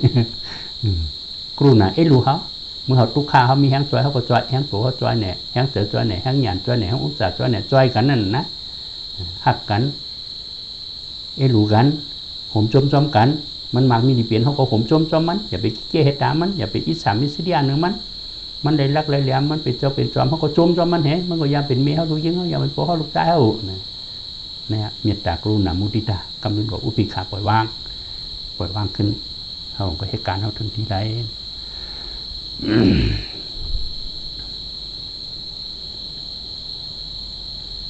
การดีกูมืด นางมีเลยพ่อแม่หาได้รู้เลยจะปู่อยากกูอยากว่าเช่นตาตั้งไปมีเนจรณะหู้ด้าการดีสุขสีกูเมื่อเพื่อเป็นยิ้มเย็นเดี๋ยวเป็นพ่อหนีผีสางสัดก้นเชื้อล้นเตรียมเจอซ้อมกูเมื่อว่าเพ่เมตตานั่นน่ะนะครับพอ12 โมงมาครับเพ่เมตตาไว้บันทึกเพ่เมตตากันเนเพราะเพ่เมตตาก็สืบเนื้อยักตราในที่แต้เมตตาในเขาเพ่กุตาเสียเนาะเมื่อเขาติมันนั่งก็เพ่เมตตาเขาโป๊กว่าก็เพ่เมตตาเมื่อตินอนก็เพ่เมตตาเอาเมตตาเสือตั้งเขาฝังมันพวกเมียพี่น้องสุดมิ้วเจอเขาอันร่วมหายใจจากกว่าจัดในเกาหลีอันปูนมา70 จัดเกาหลีเนื้อสังสารอันยังเป็นพวกเป็นเมียเขามีเนี่ยสัตว์ตั้งลงตั้งหลายเขาก็เมตตาปันดิกเมื่อเขาอยู่ในศีลสัมทิปิญญาเพราะในเมตตาเขาปันนั้นถึงอกถึงใจเขาแต่ว่าเขาหันรุมด้านเนี่ยเป็นมาย้อนเมตตาเขาอย่าไปโก้อย่าไปพวกเป็นเมียเป็นลูกยิ่งลูกชายเขาโก้อย่างนั้นเนาะว่าพอก็ยินเสียงตีชกทักอุกกันยินเปิ้นมาที่ทอดติมยาในกลางวันเราปลูกทั้งคันนะปลูกอุ้มใจนะเราเชียงก็ปลูกยาวันก็เลยก็ปลูกยาวันเลยอย่าไปโก้อย่าไปพวกเป็นเมียเขาเป็นใครกันกุศลเขาให้การในการเมียเขาก็เพียรเมตตาบันทิกเมตตาสื่อตั้งผีก็หักกุนก็หักผีก็เลยกัดเย็นกุนก็เลยกัดเย็นเนี่ยเขากุนจังตรามีเมตตาสื่อตั้งเมตตากรุณามุทิตาอุปิขาจอมหลังเลยโหปันตราเนี่ยเป็นแห่งซอย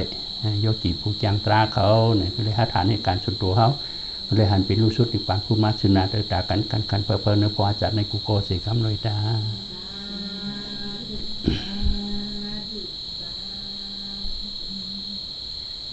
เพ่เมตตาเนาะอันเฮาคาในเหตุการณ์ตาหน้าในเดชังในฮับคำสินสีด้าในเดชัง